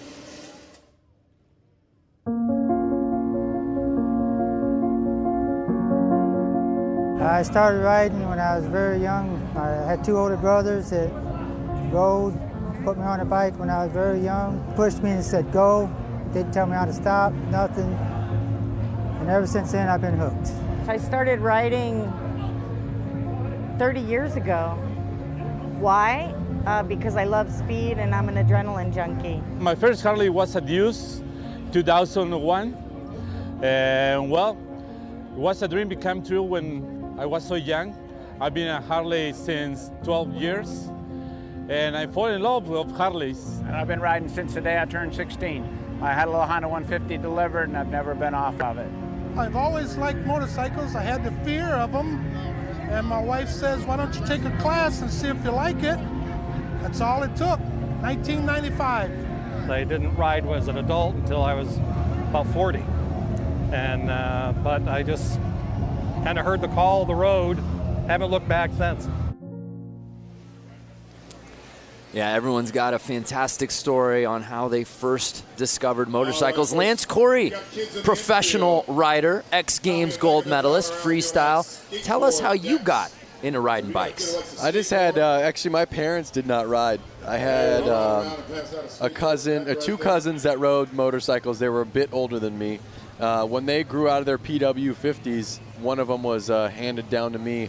So I've been riding since I was about 4 years old, into motorcycles my whole life, and got a Harley-Davidson right when I turned 16. It was only fitting. You can get your license, you can get a Harley-Davidson. Love to hear from our fans on Facebook watching right now. When'd you get your first bike, and what was that first bike? Who got you into it? Love to hear those stories. I have to say a lot of people on there have to be saying PW50. I think every kid, you know, even if they're 40 years old now or something, they all kind of started on a PW50. And I would imagine and hope that most of them, when they could get a driver's license, went to a Harley-Davidson first. That seemed to be the general consensus out here, that's for sure. And we move on to our action. And then you see the sun fully setting out here now as that starting line getting completely shaded. Hot Dog Guy has really taken the comment section off the rails here on Facebook. We'll try to find him, but we've got some racing to get to. The mixed TROG 45. These are pre-1952 bikes, 45 cubic inch flathead motorcycles. Again, and you saw that, it said tank shift. So these guys have to push their clutch in with their foot, shift with their hands. So they're gonna have to take their hand up the bars during this race. Ooh, well, at least it's smoother out there for them.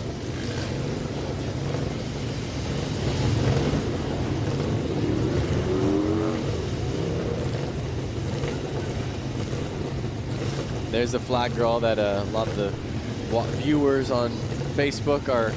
There's been some standout performances out here today. Flag girl leading the gate. Obviously, Hot Dog Guy coming in hot. Hashtag Hot Dog Guy. Please, if you're out there watching this and you love that, please hashtag Hot Dog Guy. We're going to run them again right after that, but we're going to reverse the order. Just give everybody a fair shake. And you see, even with the course holds and the maintenance, fans are not leaving. They're here to watch some action.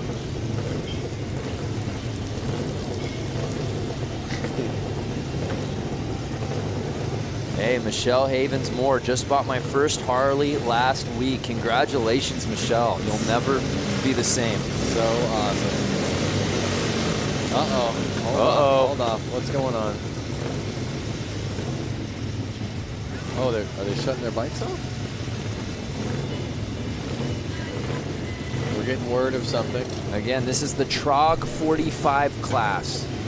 These bikes are pre-1952, and we're just getting word that they're actually adding 2 more competitors to this heat. Why not fill the track up with more riders, a little bit more going on? Let's go to the pen. 1188. Get yourself up to the starting line.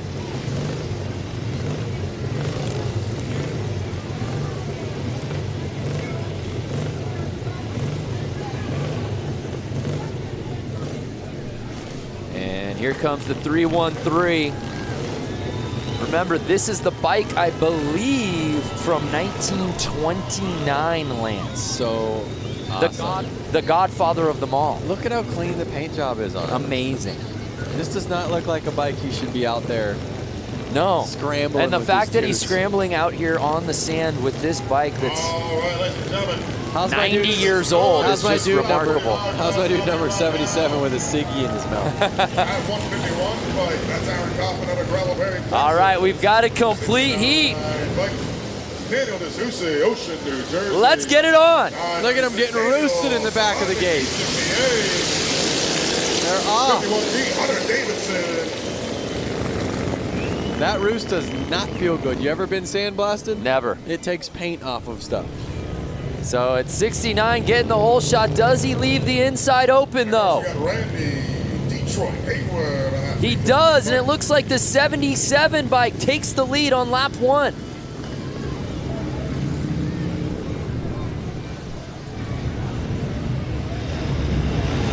That looks like fun. 77 say, come on, give me your best. Say, come on, I got a ciggy in my mouth. I'm a ripping. Give me something to work with. It's golden hour out here at Bradford Beach. We have so many 313 fans out there.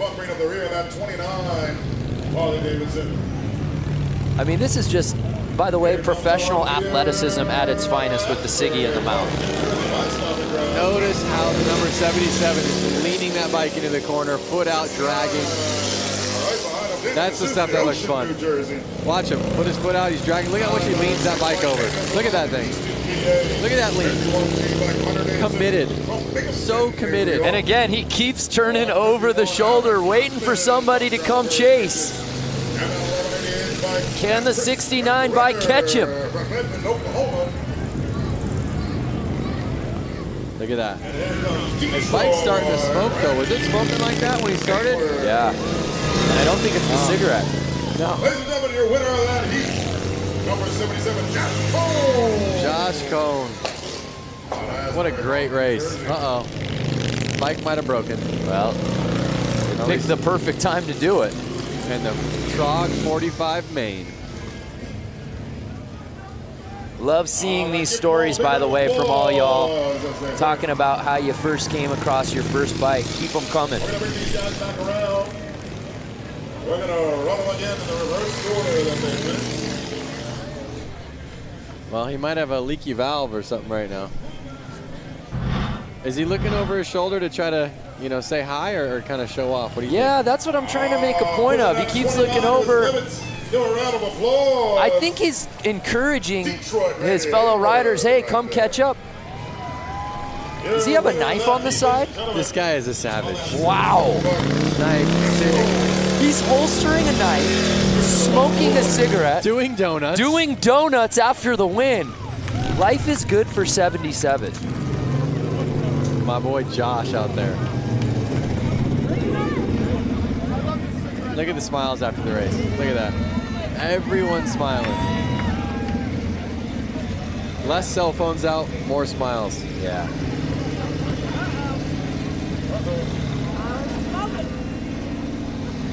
That is racing at its very core right there. Well, let's head down to Diana. Diana, what you got? You know, we give the people what they want around here. Yes! You were saying on Facebook Live that tons of people were saying, who's the guy in the background eating the hot dog? That's Kevin. And Kevin is a Milwaukee local, and he clearly loves hot dogs. He's I even have out in a 95 Harley, and I do love hot dogs. Yes. He has a 95 Harley, and he loves hot dogs. So, Kevin, you're a man of many talents. Let's talk about it. You're an engineer. You have a boat. You have a Harley. What else is on your bucket list? The 120th, I think that's going to be better. We're going to have faster racers here, and Milwaukee is going to be having a world championship with the Bucks. And the Packers will be 3 years in a row Super Bowl champions. God bless Wisconsin. We love Harley. And cheese. I'm in manufacturing. I want them to stay here. But God damn it, we love Harley. Amen. Woo! This guy's famous, and we give the people what they want. Hot dog. Where's my beer? Okay, so Brandon Lance, we're going to take it back to you, giving the people what they want right here. Kevin! Our day is complete. Diana, thank you so much for tracking down Hot Dog Guy. We thank you.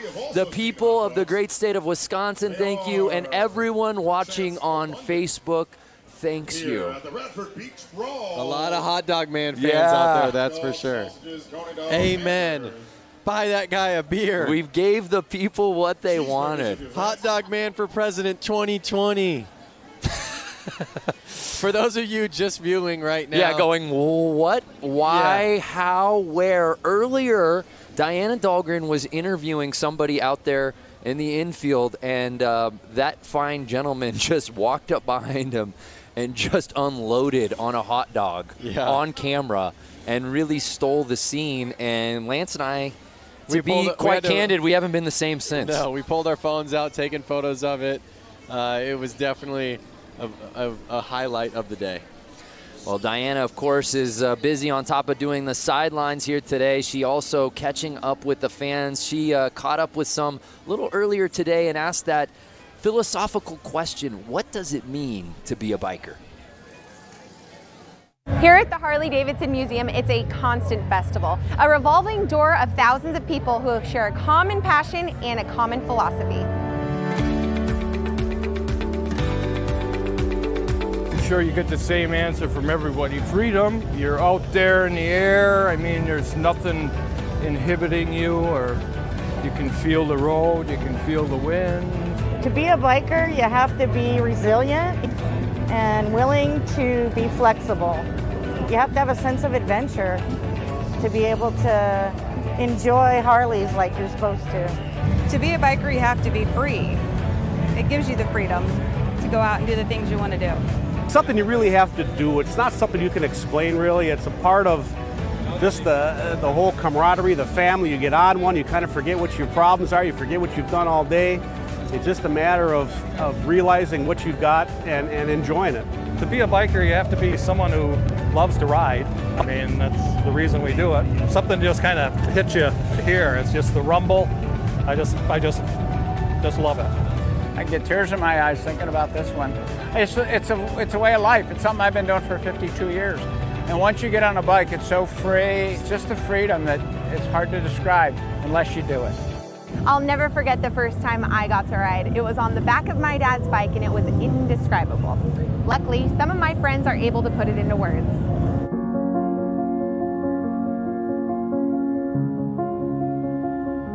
I started riding when I was very young. I had two older brothers that rode, put me on a bike when I was very young, pushed me and said go, didn't tell me how to stop, nothing. And ever since then, I've been hooked. I started riding 30 years ago. My first Harley was a Deuce, 2001. And well, it was a dream became true when I was so young. I've been a Harley since 12 years. And I fell in love with Harleys. And I've been riding since the day I turned 16. I had a little Honda 150 delivered, and I've never been off of it. I've always liked motorcycles. I had the fear of them. And my wife says, why don't you take a class and see if you like it? That's all it took, 1995. I didn't ride as an adult until I was about 40.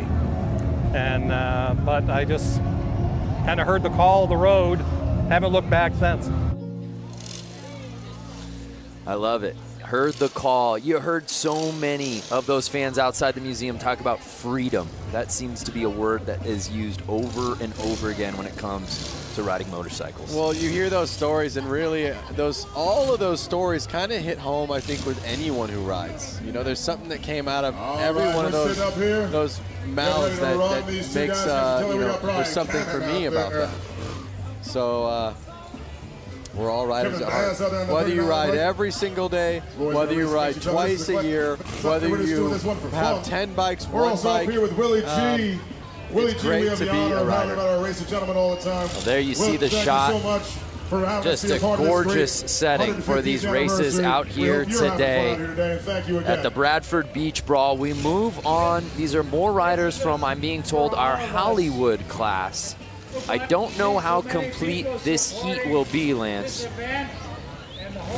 This one looks to be potentially a head-to-head battle here. So we have the number 50 and the number Springer front end. All right, ladies and gentlemen, Willie G.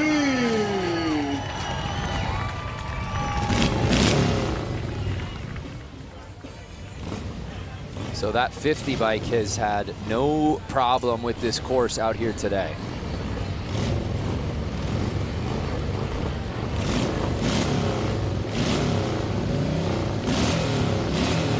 Notice his kickstarter is kind of flailing around back there. So much vibration going through those bikes right now.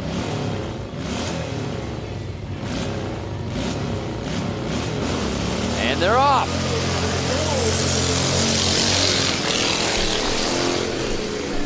And again, the 50 bike showing no problem out the gate, takes the early lead. Is 50 gonna do it again? Yeah, well, let's find out. He's leaving the inside open. Number 39. But no, 50 around that turn is able to maintain the lead. There may be no looking back for him now. The Hollywood 80 exhibition race. Look at him roosting.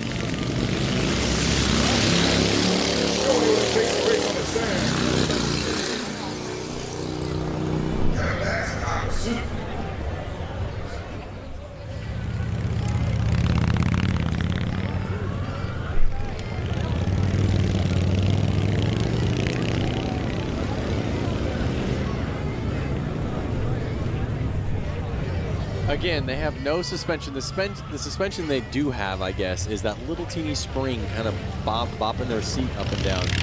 And to no one's surprise, it's ladies and gentlemen. So Brian Cannon just keeps winning these heats, whether it's a semi, a quarter, a final. Oh, and he does what he did in his first race win. Drops the bike after the checkered flag. Maybe it's a signature move. Love it. Steve, no fear 50. Yeah, that's the way he's been riding today. Lance, what's the oldest bike you've ever ridden on? The oldest bike I've ever ridden on? It's got to just be my 56 Panhead. I don't think I've ridden anything older than that.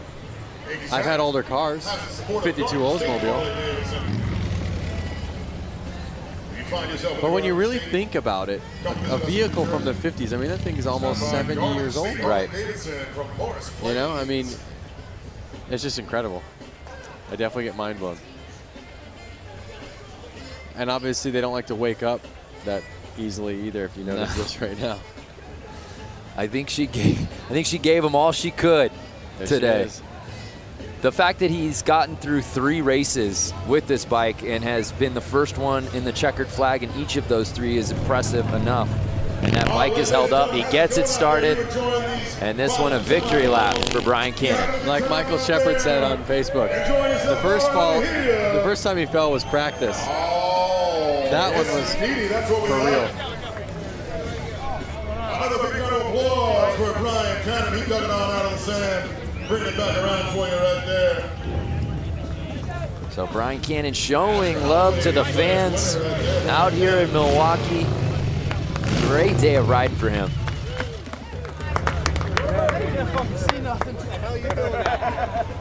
I was trying to go real fast into the turn and then break the downshift. It's the Harley-Davidson 115th anniversary celebration. We had Flat Out Friday last night in downtown Milwaukee. We had a hill climb at a small ski resort earlier today, and we wrap up the weekend contests out here at beautiful Bradford Beach.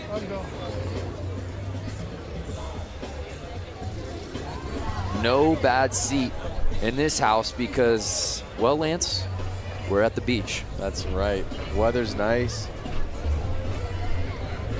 Beautiful sky. Sun slowly setting. Ooh, Daryl Jewell, first bike was a 1960 Triumph Cub.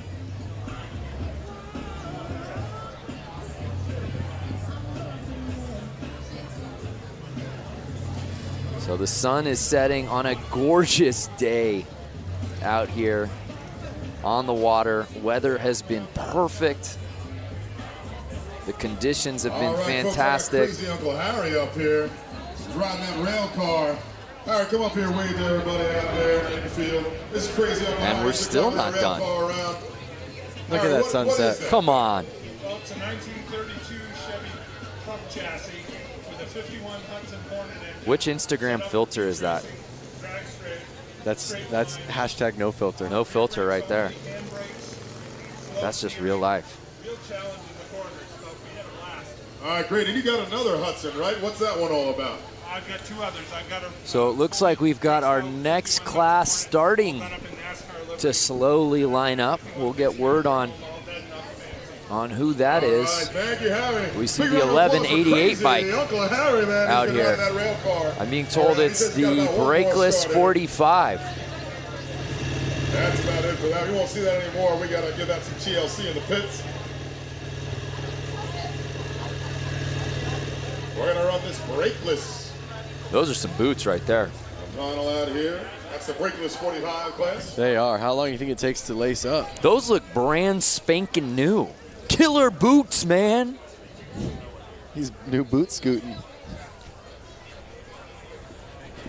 So who will join the 1188 bike? This isn't just a timed race. Let's get some competitors out here. Yep. Well, one thing I have to say is the hooligans are coming up right after this class. And I'm excited to see those guys bang bars. Yeah. You know, Ooh. Rubbin's racing. Chad Mata with an interesting idea pitch. Hot Dog Man on a bike. Maybe for that last hooligan race, we can get him out here? We've definitely already signed a contract with him. I'm actually representing him now, by the way. He's my client. So it's all got to go through me. Holy cow. I'm going to get my 10%. Believe you me.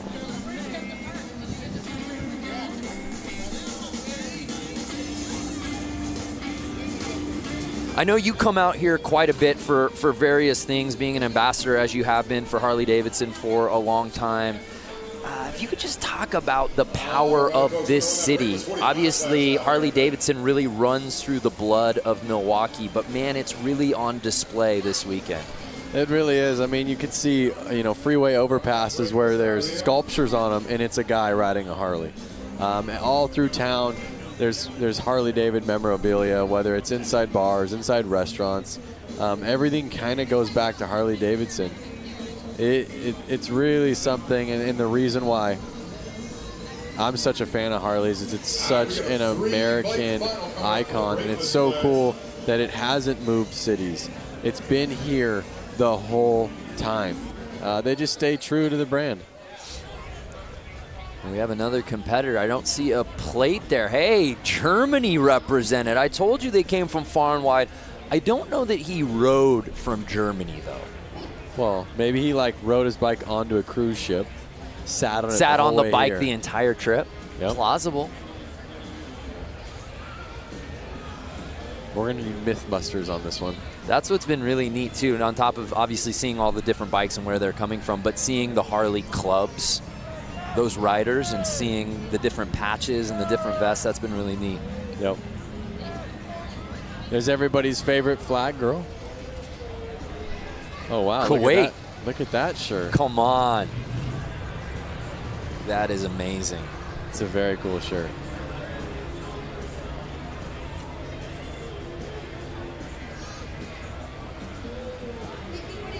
Charleston, South Carolina represent. And as we're taking a tour of different fans watching here in attendance from different places, again, let's reset the question on Facebook. Where are you people watching from?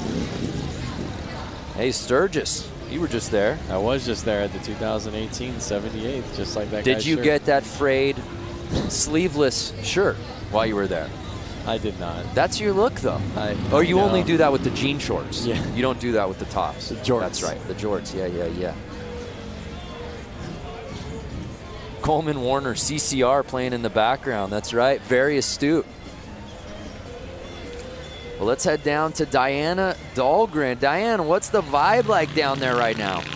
I am standing here with a hooligan, Benny Carlson, and you know what? We know him because, put your arms out. We got to show, there we go. We know him because this flair that he always has coming off of all of his jerseys.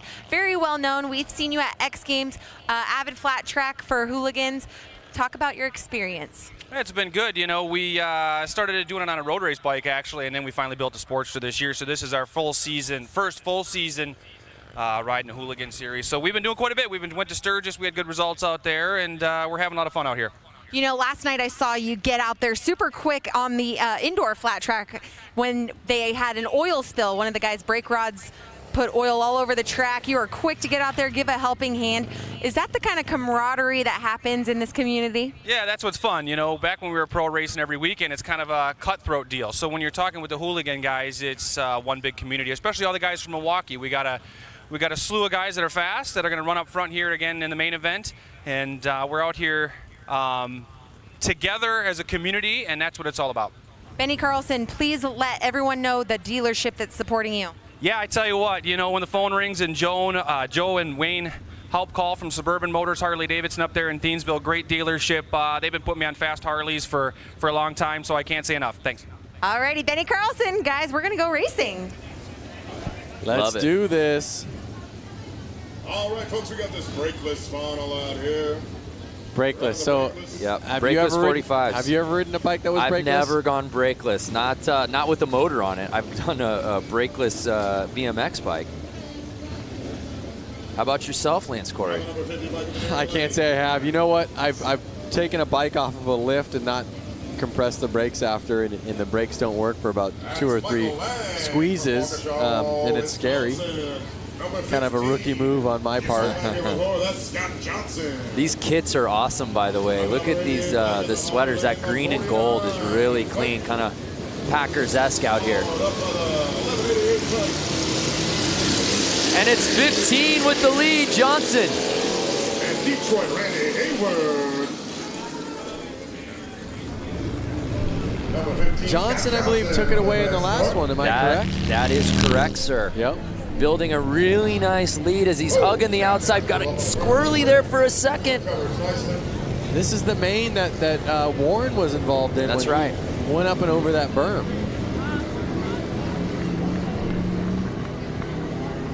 There you go. And right now, Johnson just building that lead as he hugs that outside wall. I was just going to say, notice how Johnson's almost kind of riding the berm.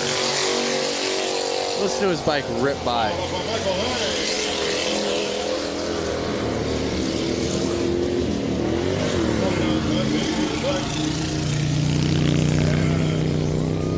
Detroit, Randy Hayward. Uh-oh, we got a bike stalled out in the corner. Well, I don't know if it was stalled out, but it was stuck. There he is. Yeah, 1188. What's going on with his bike? In the new boots. New boot scoop. Notice some of these guys like himself, they're not wearing glasses, goggles. I mean, you get one roost. Yeah, these are brave men. I mean, we're talking about sand here. Look at that, riding the berm. Yeah, Johnson just leaving no doubt about it. Whoa. Oh, no!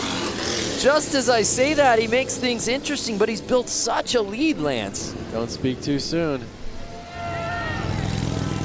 Awesome shot on the straightaway there.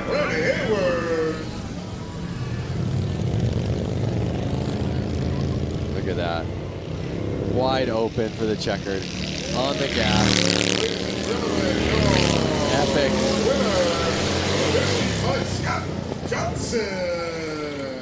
So Scott Johnson takes the checkered here in the brakeless 45 class. Yep. And he went out front and he owned that race. Yeah, there was no doubt. Got the whole shot. Rode outside early, and then there was no looking back. Let's take another look right out the gate. Just so much control right from the start. He had it in his eyes. He had it in his brain. I'm going to be the first one in corner one. I'm going to rail these corners, and I'm going to take home this checkered flag. Scott is a local, so, you know, did he sleep in his own bed tonight? Was he the most comfortable? Was he secretly training on these beaches? Big round of applause for Randy, everybody. Detroit. Yes. Nearly a 90-year-old bike. Yeah, just incredible. 1929. So awesome. So Scott Johnson, he did make it interesting a little late, but again, just had such a sizable lead. No one could catch him.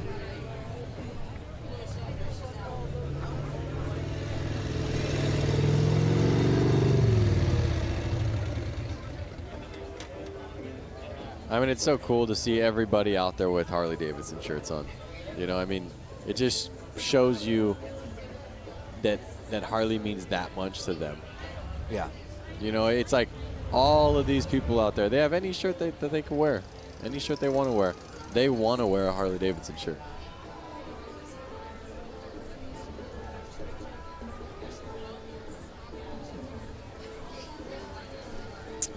While we get this course maintenance underway, let's look back at this week. Diana Dahlgren went out to the Harley-Davidson Museum for a tour unlike any other. All right, ladies and gentlemen. Years ago, two friends, William and Arthur, came together to create Harley-Davidson. We are going to show you a little bit of the history, culture, and most importantly, the bikes here at the Harley-Davidson Museum.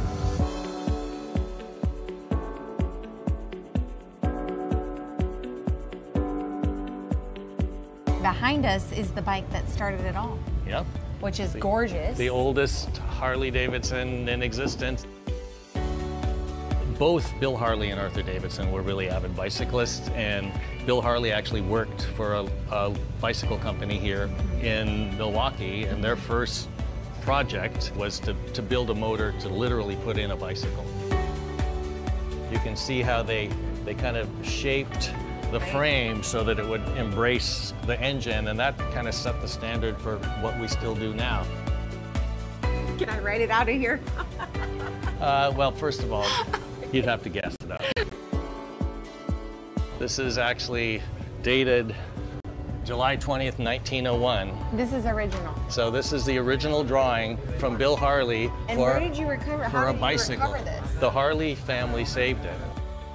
They had the foresight to save stuff from almost the very beginning. Over there is the book from 1907 when they incorporated, and they actually began a program of saving at least one bike new right off the line in 1915.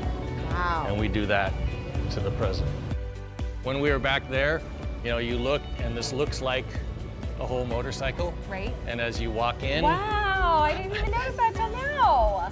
That's amazing. See, it This works. thing's completely taken apart. so you know, the idea here in this whole room is to give people, you know, a sense that the engine from the first bike we built today is the, you know, real heart of the motorcycle, both, you know, obviously from making it go, but from a design point of view, we always show that beautiful engine like it's a jewel in a setting. We want to give people a sense of, you know, how these things work, and we make it interesting.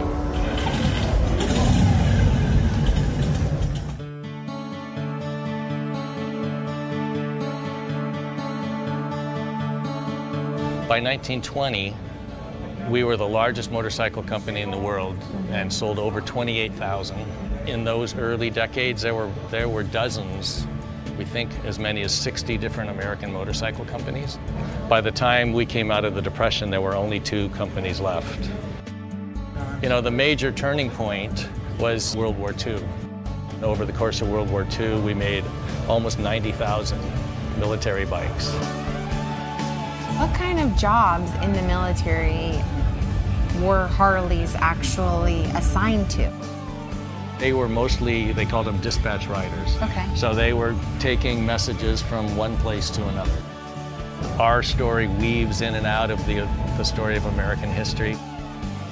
This is the bike that this badass cyborg Arnold has to ride. Schwarzenegger. The real Captain America in the comic book, he rides a WLA. Right. The original didn't come with flamethrowers and Yeah, exactly. stuff like rocket launchers. Like the Terminator, one thing that's great is it's kind of, you know, it's not just like a car, it's a character. So Jim, we've walked around. There's a lot of stuff in this museum. Yeah.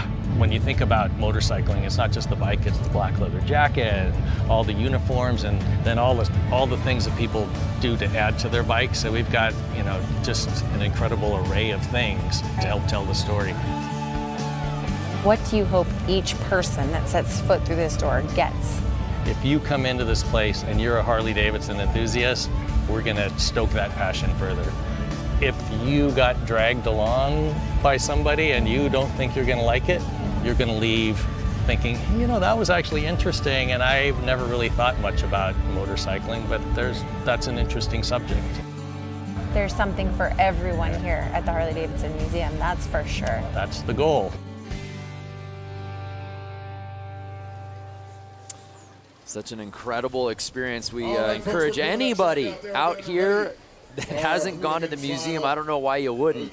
Go there now. If you're thinking about, hey, I'd like to go see it, maybe do it. Go. You will not be disappointed. Hey, we've still got a couple more races to go out here, Lance. Up next, the Hooligan Main. I know this is one that the fans out here at Bradford Beach very excited about. That is for sure. These bikes have a lot more power than the other bikes you've been seeing out there. They're a little bit easier to handle. They have proper hand clutch, foot brake, foot shifting. So they are going to get a little bit higher speeds, and you're going to see these guys go wild. Well, let's go down to Diana as we continue to see the course maintenance happening. Diana, what you got? Yeah, I'm standing here with Scott Johnson. He just took the win on that last race. Congratulations, not only taking the win there, but earlier this evening. I mean, you're just dominating tonight. Thanks, I'm having a really great night. It's a really amazing track. How is the course, being that this is the first time this has been done in over 100 years? It's awesome. I mean, you couldn't really ask for anything better. It's like riding motorcycles on the beach in an oval, flat track style. They've been doing a great job preparing the track. Everybody out here has been awesome. It's nothing couldn't be better. That's amazing. Okay, so we got to talk about your crew because they were all yelling at us as we were coming out here. Let's send them a little love. Yeah, I'd like to thank my best friend, Junior Cycle Products, Warren Hire. He's like one set up my bike and always works on it. And my buddy Kendall, he does great paint and he's a really good mechanic.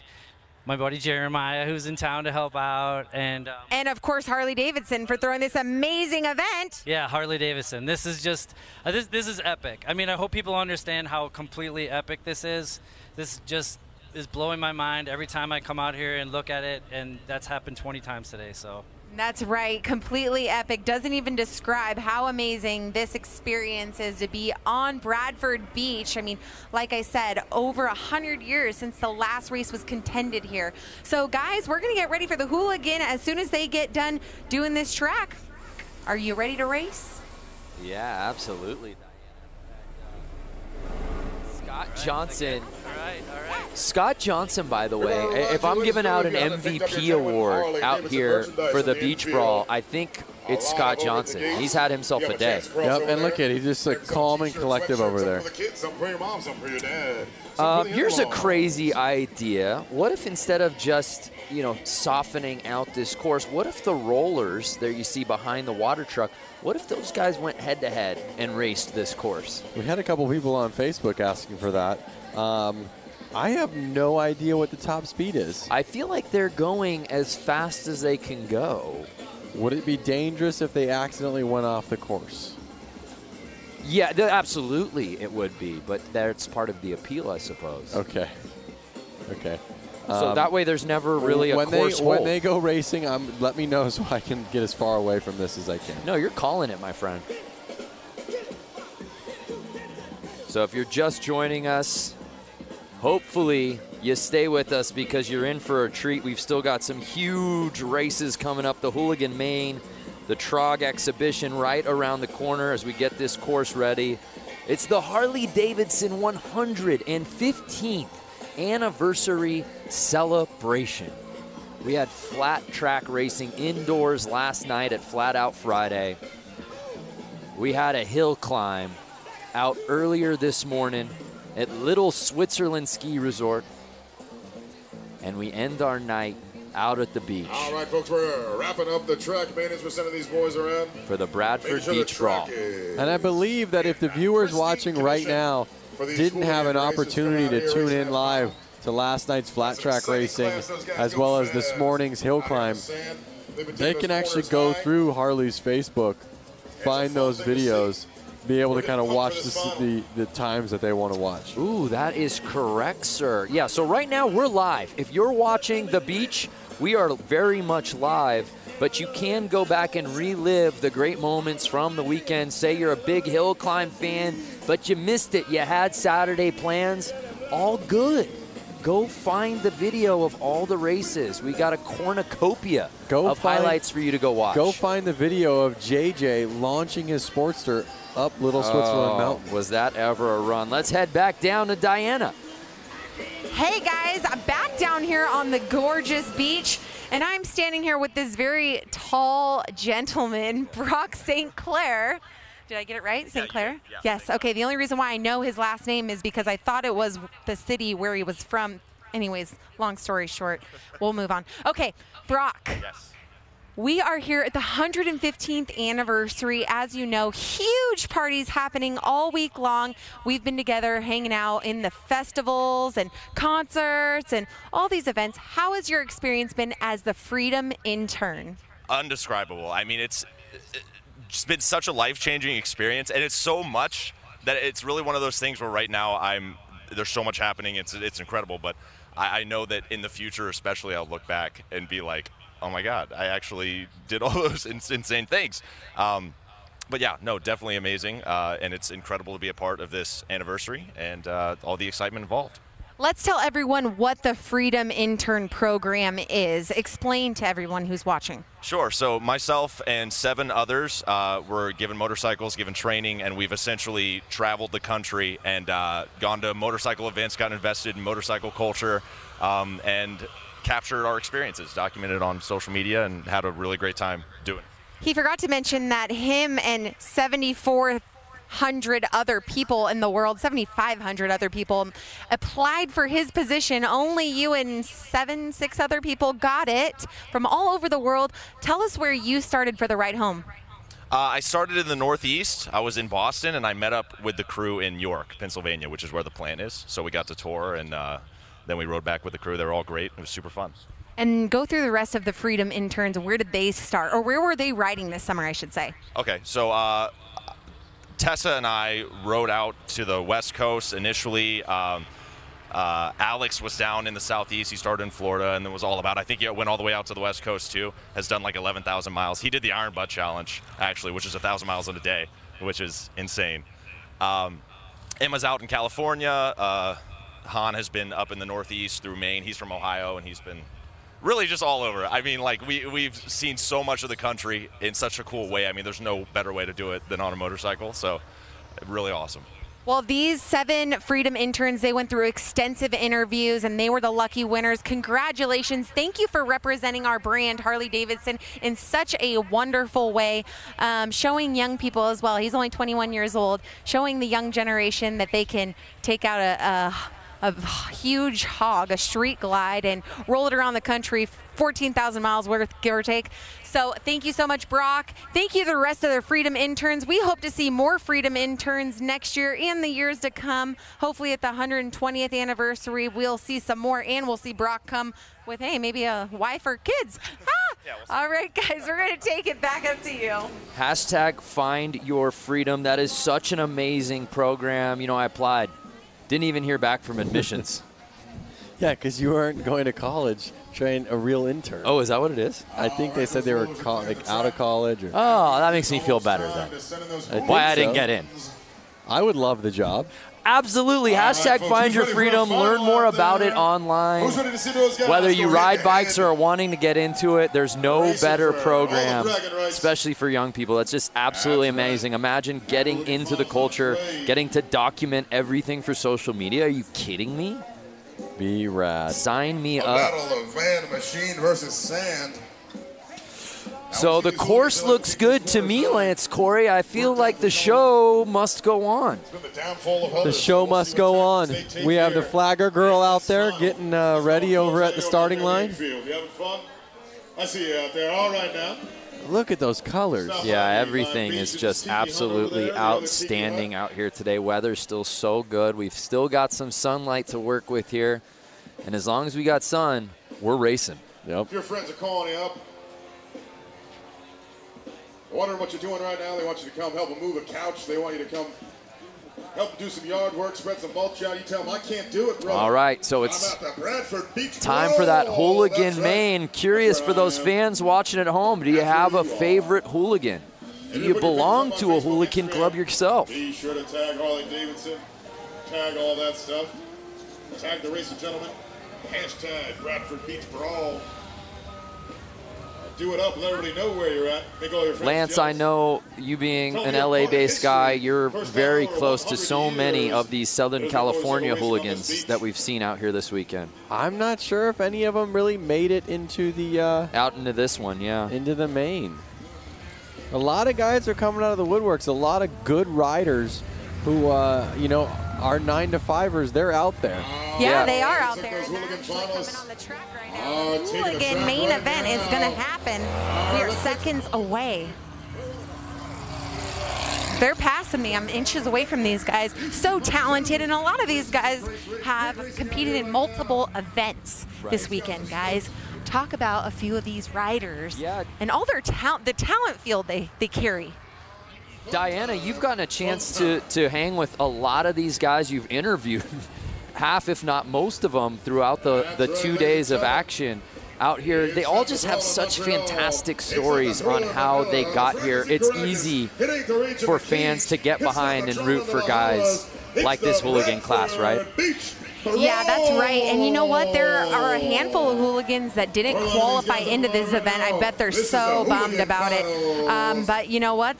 Like we saw, racing is racing. JJ Flaherty going down in the shaded area, you know, with one hand off the wheel bars. Anything can happen in racing. And that's the coolest part about it, is it always a surprise. It is always a surprise.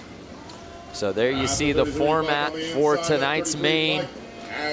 Big names here in this hooligan main. Of course, Danny Holbus, Benny Carlson, Joshua Young, and Hansen, and we're off!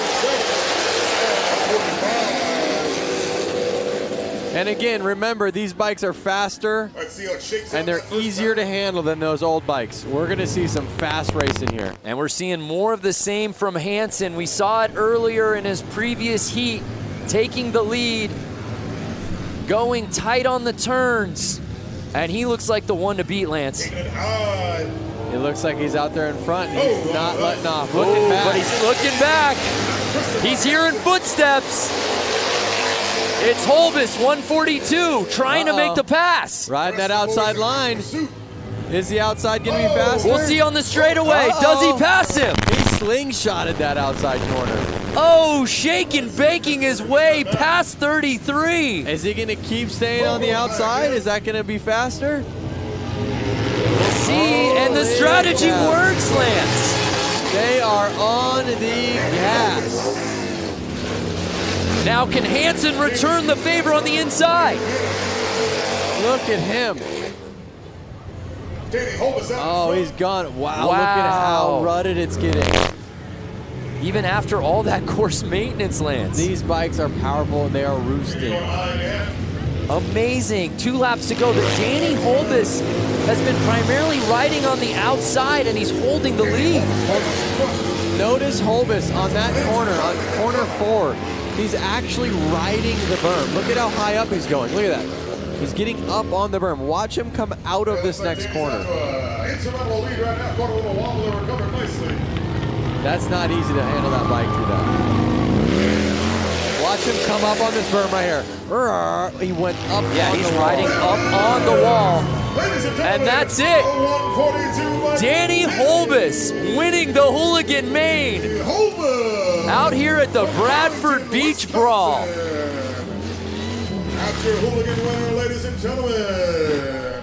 Hopefully we can get a replay of that pass. Yeah, that was awesome. That was the pass of the night for sure. Holbis takes the win, followed by Hansen and Mishler, rounding out your top 3. I hope you guys can hear that. Those engines ripping by our booth.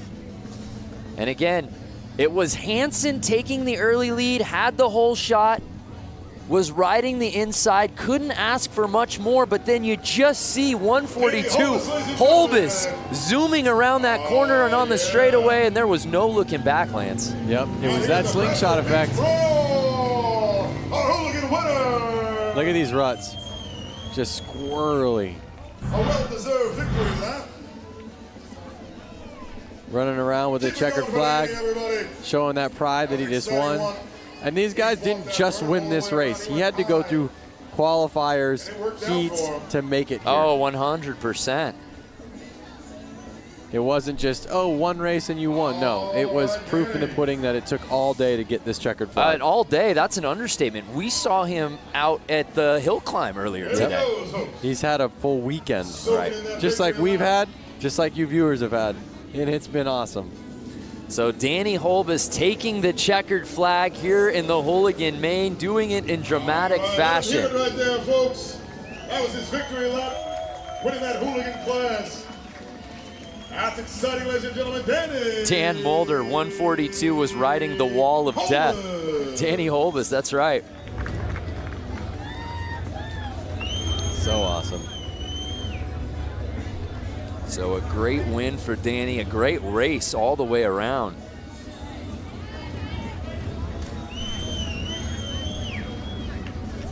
Sometimes you wanted to sit here in silence, just staring at it like in awe.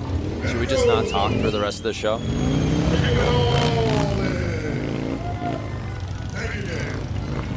Hopefully Diana can get down there and get a quick interview with him. Reppin' Milwaukee Harley-Davidson. Danny Holbis, and let's send it down to Diana, who's with our winner. Oh, he said he had a funny story with me, but anyways, this is Danny Holbis. Big round of applause for our Hooligan winner. This has got to be such a special feeling for you here this weekend. Huge party happening, and you took the win for the Hooligan class. Yeah, I'm super pumped. I have so many friends and family here. It's been a super awesome day. I just can't thank everybody enough that's had my back.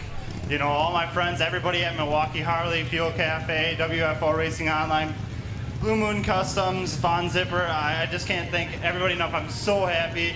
Like, I woke up this morning and we went to the hill climb and it was pouring rain and I didn't even think that was gonna happen.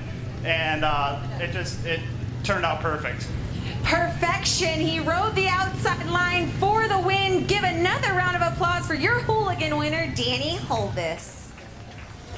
What an awesome race. What a win it was. I want to hear the story that he was teasing to Diana before he got the bike. We'll get that later, I suppose. But Danny Holbis, heck of a day. Saw him out at Hill Climb, performed super well out there. Made his way over here to the beach. Uh-oh, is this another hooligan class? These are all a bunch of hooligans that I see. What gave it away? They're shirts that say hooligan? But wait a second. No, I see. This looks like TROG up here at the starting line. So right now we're racing that TROG 45. These are the TROG 45s here. TROG 45 class. These are all. Our final race of the evening. Do you know what TROG stands for? Tell me. The Race of Gentlemen. The Race of Gentlemen, which makes sense as today's race is presented by the Race of Gentlemen. There you go. TROG. 2 and 2 together. You think that was a coincidence? But did you not really know? No, I just wanted to hear you explain it. We talked about it in meetings all day long. The Race of Gentlemen, TROG. Keep an eye on these guys. So this is it. The final race of the weekend here at the Harley-Davidson 115th anniversary celebration. These guys are about to give it all they got. In the finals of the TROG 45 class. Checkered flag girl looking at them, making sure they're all ready to go. And they're off! 6 bikes, our final race. Oh no!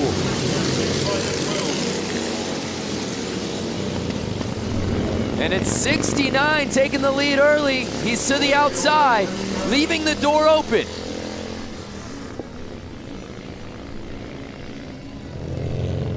There they are again. Compared to the hooligans, these bikes are a lot harder to ride.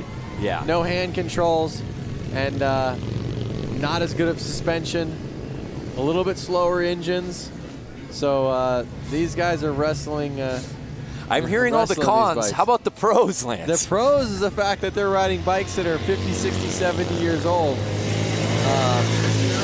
and they're keeping the dream alive. You know. So it's the Bike 69 with a sizable lead. Something is really going to have to go south for him to lose this thing. Oh, Detroit, right here. Pushing that 29 Harley-Davidson to the max. So we're in the midst of the Race of Gentlemen. The 69 gives a look back. It's our final race of the evening. On the gas, their hands got to be tired, their arms, their forearms got to be tired. One more flag. Final lap of the weekend. These guys are going to lay it all out on the line right here, right now. Trying to chase him down. Uh-oh, making it interesting. They're getting tired, the track's getting rough. Currently in third. Can they keep it together? And Detroit, Randy Hayward. He's cruising now, Lance.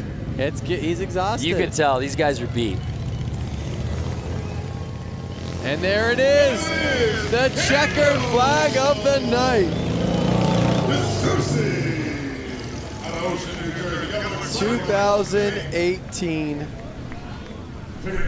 races are in the books. 69 putting it down on the final race of the night, and the Race of Gentlemen officially in the books here at the Bradford Beach Brawl.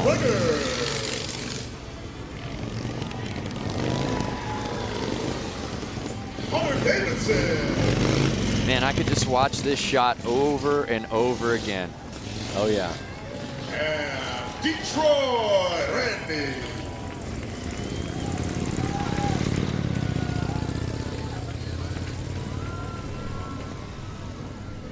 Look at that city. City of Harley-Davidson.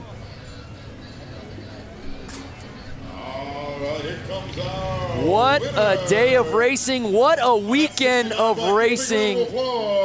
Congratulations to all our competitors here at the Bradford Beach Brawl. We kicked things off last night under the lights in the arena with Flat Out Friday. All the guys and gals putting on a show under the roof. So much fun, so many different classes full of mayhem. Everyone getting involved in the action. And the fun just continued as we moved on to today. This morning, the Harley-Davidson hill climb at Little Switzerland. Lance, some bikes had more trouble than others. That is right. But everyone seemed to have the time of their life, particularly on that mogul. Definitely. The mogul is what separated them today. Yeah, absolutely. The riders and the fans alike pushing all of the extremes, the pouring rain, and then we wrapped up our weekend of racing with all of our classes out here for the Bradford Beach Brawl presented by the Race of Gentlemen. It seemed like every class had a little bit of everything. It's been awesome. What a weekend of racing. Thanks so much for watching the 115th anniversary Harley-Davidson celebration.